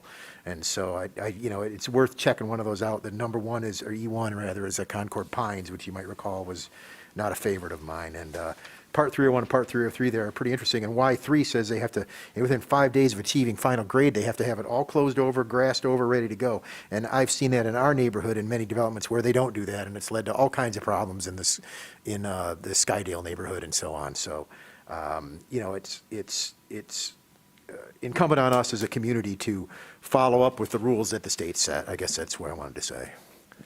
Further discussion? All in favor? Opposed? The clerk's report is approved. Mr. Wilhelm, are there communications today from our city attorney? No, Mr. Mayor. None. Thank you. We now come to public comment general time. Public comment general time is an opportunity for members of the public to speak to council and the community about matters of municipal interest. To speak at public comment general time, one need not have signed up in advance. Speakers in the room have 3 minutes in which to speak, so please pay close attention to the time. Our clerk will notify you when 30 seconds are remaining and when your time has expired. When your time has expired, please conclude your remarks and cede the floor. Folks who are not in the room can speak at public comment after folks in the room. To speak at public comment online, please enter 877-853-5247, 877-853-5247. Please enter meeting ID 942-1273-2148, 942-1273-2148. 2148. Once you're connected, please enter *9 to indicate that you wish to speak. Our clerk will identify you by the last 3 digits of your telephone number when it is your turn to speak. When it is your turn to speak, you'll have 3 minutes. Please pay close attention to the time. Our clerk will notify you when 30 seconds are remaining and when your time has expired.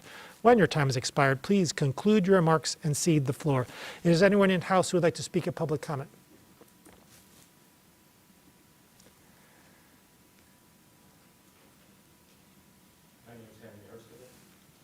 Good evening.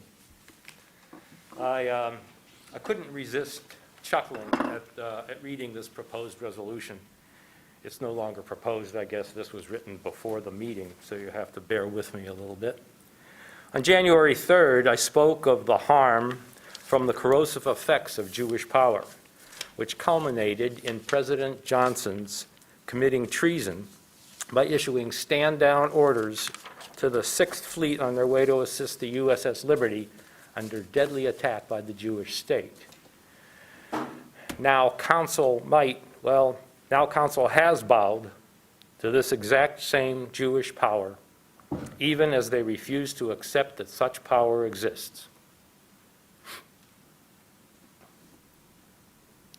May I wait until all members are present? Your time is yours. Your mask, please. This is the essence of Jewish power. It is the power to silence all exposure and criticism of Jewish power. But there it is, right in front of us, isn't it? Jews feel offended, demand that council again pass a resolution, and council's response at this jump command is to ask how high? On the way up. The irony is really hilarious if you could stand back even a second. We will be interested in how the remaining 6 council members will vote, but now we know that, and they have voted for it, and they, in my words, have not respected our First Amendment. I also noted that the resolution is complying with the New York Times style standard of dropping the hyphen and the capital S in the word anti-Semitism. An article in the Washtenaw Jewish News this month reveals this style change came at the behest of the powerful Jew Deborah Lipstadt. Again, Jewish power on full display to anyone with open eyes. Language is yet another victim to Jewish power. It's not the first time, nor is language the only victim. We are all victims if council yields to Jewish power and passes this resolution. Now you have.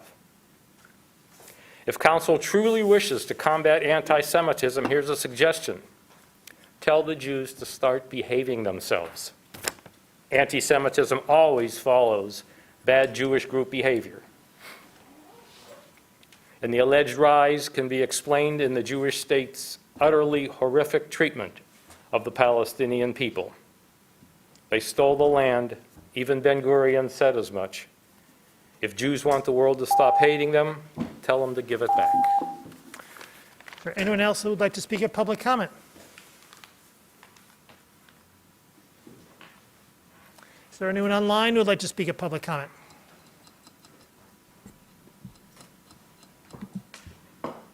Donnell Weishi, do you have a comment? Hi, I'm Donnell Weich, a resident of the 4th Ward. I called in during the first reading of B2. I was a participant in the meeting that Councilmember Iyer referenced tonight that included City Attorneys Slay and Reiser, as well as sex workers and their advocates in our community. Participating in this meeting was insightful, it was helpful, and it was a learning opportunity for me and my ongoing advocacy. While B2 passed tonight, I would still like to comment that it's important for council to decouple the conversation of consensual transactional sex from human trafficking. After my meeting with city attorneys and Councilmember Iyer, I reached out to a good friend of mine who is the founder and executive director of a sanctuary center for sex workers in our region. She works daily with vulnerable women, and she shared 2 things with me that I'd like to pass on to you. First, she said, criminalizing consensual transactional sex is the criminalization of the poor. She also introduced me to the work of Dr. Yvonne Zimmerman, the Associate Academic Dean and Associate Professor of Christian Ethics at Methodist Theological School, whose book, Other Dreams of Freedom, Religion, Sex, and Human Trafficking, details the racist and white supremacist origins of the evangelical focus on sex work and anti-trafficking. Forming groups which advocate for the use of the threat of arrest as a necessary tool to coerce those who are in need in order for them to get help. In conversations I've had with sex workers and their advocates, there is a simpler approach. Police don't need to differentiate between someone who is participating in consensual transactional sex from those who are being trafficked. Police just need to be equipped with resources for voluntary services for both.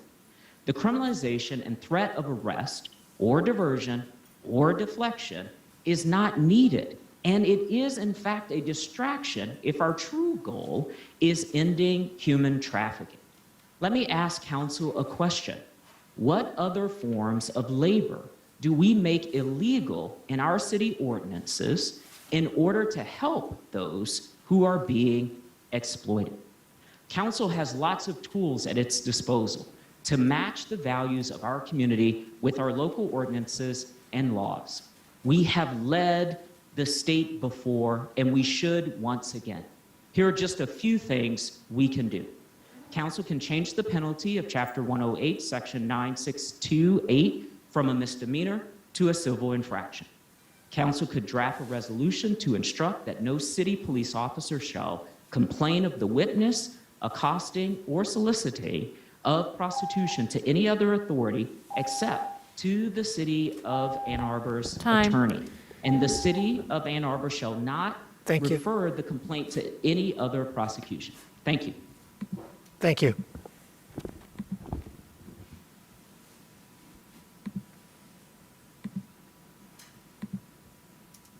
Adam Goodman, do you have a comment?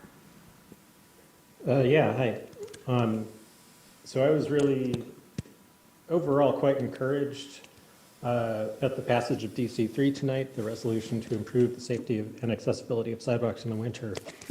However, I do share some of the thoughts expressed by a couple of public commenters at the beginning of the meeting that, you know, education and enforcement are things that we've tried already, and we've already, you know, within the last several years gone through a round of saying, let's try harder and see how that works. And, you know, I don't think the results have been what we wanted them to be. So I'm generally pretty skeptical of those efforts.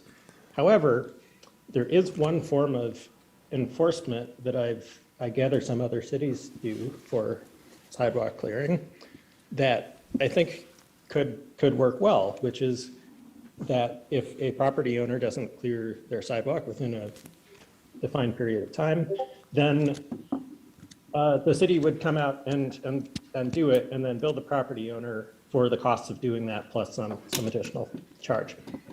So here's something interesting. In the Municipal Code of Ann Arbor, Chapter 49, Section 4:61, it says, each season, the first time snow or ice is not removed, the city will give notice to the owner or occupant. The notice will indicate that if the owner or occupant fails to remove the snow and or ice within 24 hours, a citation may be issued, and the city may cause such snow and or ice to be removed at the owner's expense. So we already have language in our code that would allow the city to do this. So I really hope that when we're talking about proactive enforcement on transit corridors, we consider doing this, where it's not just that we issue citations when we see things wrong, it's that we actually send crews out to take care of the problem and then, you know, bill the property owner for the cost of doing that. That's all I had tonight. Thank you.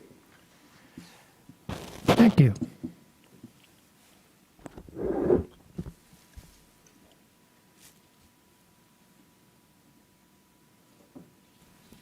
Caller with the phone number ending in 556, do you have a comment? Press *6 to unmute yourself. Go ahead. Hi, is Ralph McKee, 5th Ward. I'm calling in on a topic that you're probably sick of, and maybe I am too. These are the Salvatore reports. I gave a little bit of info on this at the Administration Committee earlier this week, and I'll try to hit the highlights of this again. These reports are poor, and I think you really need, particularly Mr. Postman and his staff, to do some fact-checking in the next time before these get released. I've done worked on a long critique of these, which is unfortunately pretty lengthy and probably not your favorite thing to read. But let me give you a couple of highlights of what you'll see in writing shortly. One is that in the last report, the follow-up report on Tom Crawford, Ms. Salvatore says, well, there was discrimination by Mr. Crawford on the Mr. Guajardo's hiring. And she cites the fact that he didn't get benefits, which she thought he should have out of the gate. One of them, the first one, is a severance benefit. She says, well, a lot of other executives have that, and Mr. Guajardo wasn't offered that out of the gate. If you look at the contracts of 5 comparable executives, Mr. Delacourt, Ms. Stoltz, Ms. Passion, Mr. Fournier, and Mr. Kennedy, none of them got that severance benefit when they were hired. They all got it a year later. Mr. Guajardo got it in 6 months. How does that show discrimination against Mr. Guajardo, pray tell? It doesn't. It shows the opposite. Number 2 thing she cites is the defined benefit plan. She says, well, Mr. Crawford didn't support giving Mr. Guajardo that benefit, and she cites Mr. Fournier as being somebody in that defined benefit plan. She's wrong. You look at the contract that he has, unless it's been changed since it was FOIA'd, he did not, Mr. Fournier's in the defined contribution plan. So she was dead wrong. The other example she cited was Robin Wilkerson, the former Human Resources Director. Well, she was hired in 2010, back way before the city started to wean itself off of the defined benefit type pension plans, which pretty much every government and corporate agency in the country has been doing. So there's really no support for her conclusion. And those reports really ought to be fact-checked before they're distributed for public consumption. I can't expect everybody on council to be doing that fact-checking, but Mr. Postman's office really should be. Thank you very much. Thank you.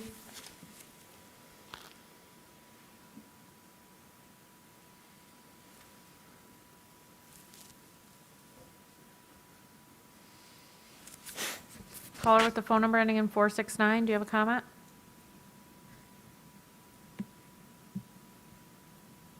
Phone number 469, press *6 to unmute yourself. Go ahead. Good evening, Council. Good evening, Council. You decadent, shiny, ruby unicorns. Bless you. Okay, 3 minutes. Let's go. My name is Petal Sandcastle, Ward 1 resident and co-founder of the 501c3 nonprofit Express Your Yes. And I'm calling tonight in regards to the $24 million rescue fund the city was awarded from the federal government to address the needs of the hardest hit by the pandemic. As you all may know, there's not a single cent currently allocated to the arts, to spirituality, to creation, to exploration, to mental health and healing, to being seen and getting said. Our team attended the initial planning meeting and spoke at length about the need for a proposal that would create a brick and mortar community space that is well equipped, well funded, well staffed, a venue that would provide safe space to create and explore and challenge and dream and begin to reimagine a life inside the system that so many have fallen out of. We all want to do well, but to be in a position to make meaningful, tangible, life-affirming, life-changing choices requires resources, grants and jobs and peers and opportunities and sparks of yes, and space and time to explore yourself and others and the planet. Space that is not just for those most at risk, but a genuine place for all of us to meet. All the disparate factions of Ann Arbor and beyond, inspired space where we can dialogue and really see each other, where we can produce content and shows and theater and events, have classes and playtime and regularly scheduled programming, yoga and meditation and non-traditional therapies. There is a severe lack of inspired creative space for adults on this planet and in this city. Paying $40 for a paint and pour isn't exactly nirvana. And not everyone has $30 to do yoga or spin some pottery.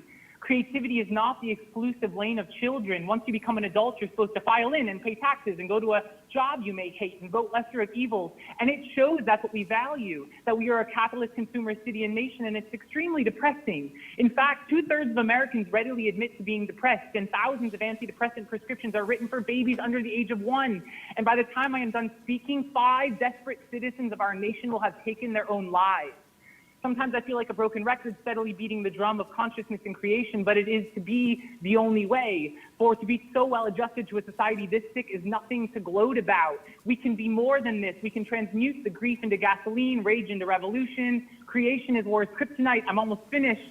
There are tremendous proposals on the table that this body will have to consider. Millions of dollars for a UBI pilot program, community policing and unarmed response, homeless transition housing, property acquisition for affordable housing. And this is so super fabulously wonderful. 30 seconds. And while these efforts aim to provide a ground floor, our proposal aims to move beyond survival into the realm of thriving, and that is why our group will officially be submitting a proposal to fund the efforts of our foundation or some foundation, including a new brick and mortar space downtown near the Keep in the thick of it, not relegated to some sad community center a mile away with bad overhead lighting. I really truly appreciate you listening, and I hope it's all of myself that we don't miss this opportunity to invest serious capital, a genuine performative statement that profit does not reign above all else. Namaste. Thank you so much. Grazie, prego. Good night. Thank you.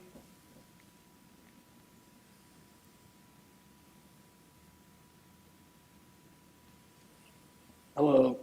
I'm calling in about a few different things. First, about the snow removal. I have a suggestion. So if the city would like to spend more money on providing more services, a great solution that we could have is try to tackle 2 birds with 1 stone.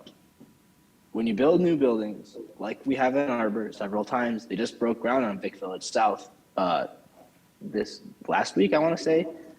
You can go down there and see they're working on it right now. It's going to be 13 stories tall. It's going to be another tax-paying building in the city of Ann Arbor. If you'd like to spend more money on more things, a great way to do that is to permit infill development. I know it's something that some of the council members are interested in doing. And permitting infill development is something that some of the planners and the planning commission are interested in doing, and something that we understand in Arbor as a good way to build sustainable housing. Sustainable and tackle our affordability crisis, where we have a shortage at all corners of the market. So I want to suggest allowing more buildings to be built, and then those buildings will pay property taxes, which the city can use to pay for different things, like snow removal.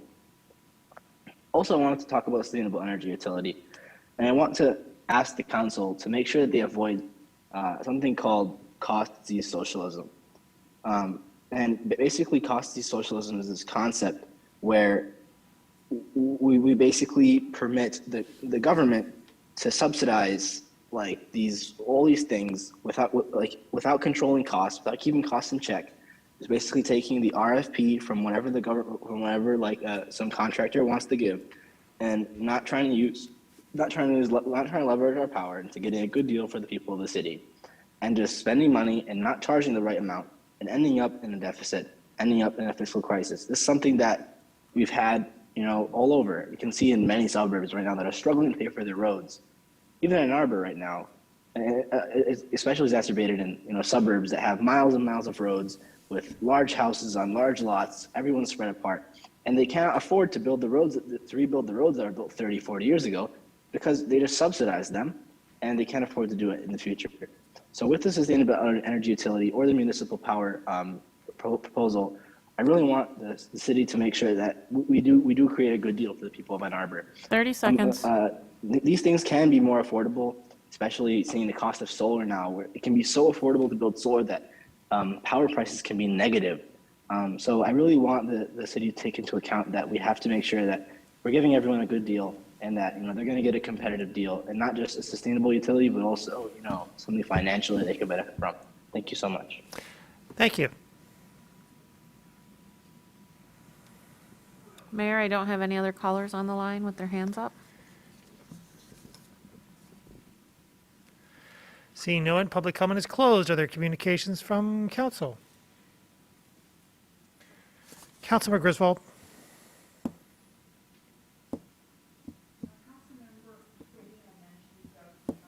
Earlier this evening and his recent passing, and I just want to share a short story.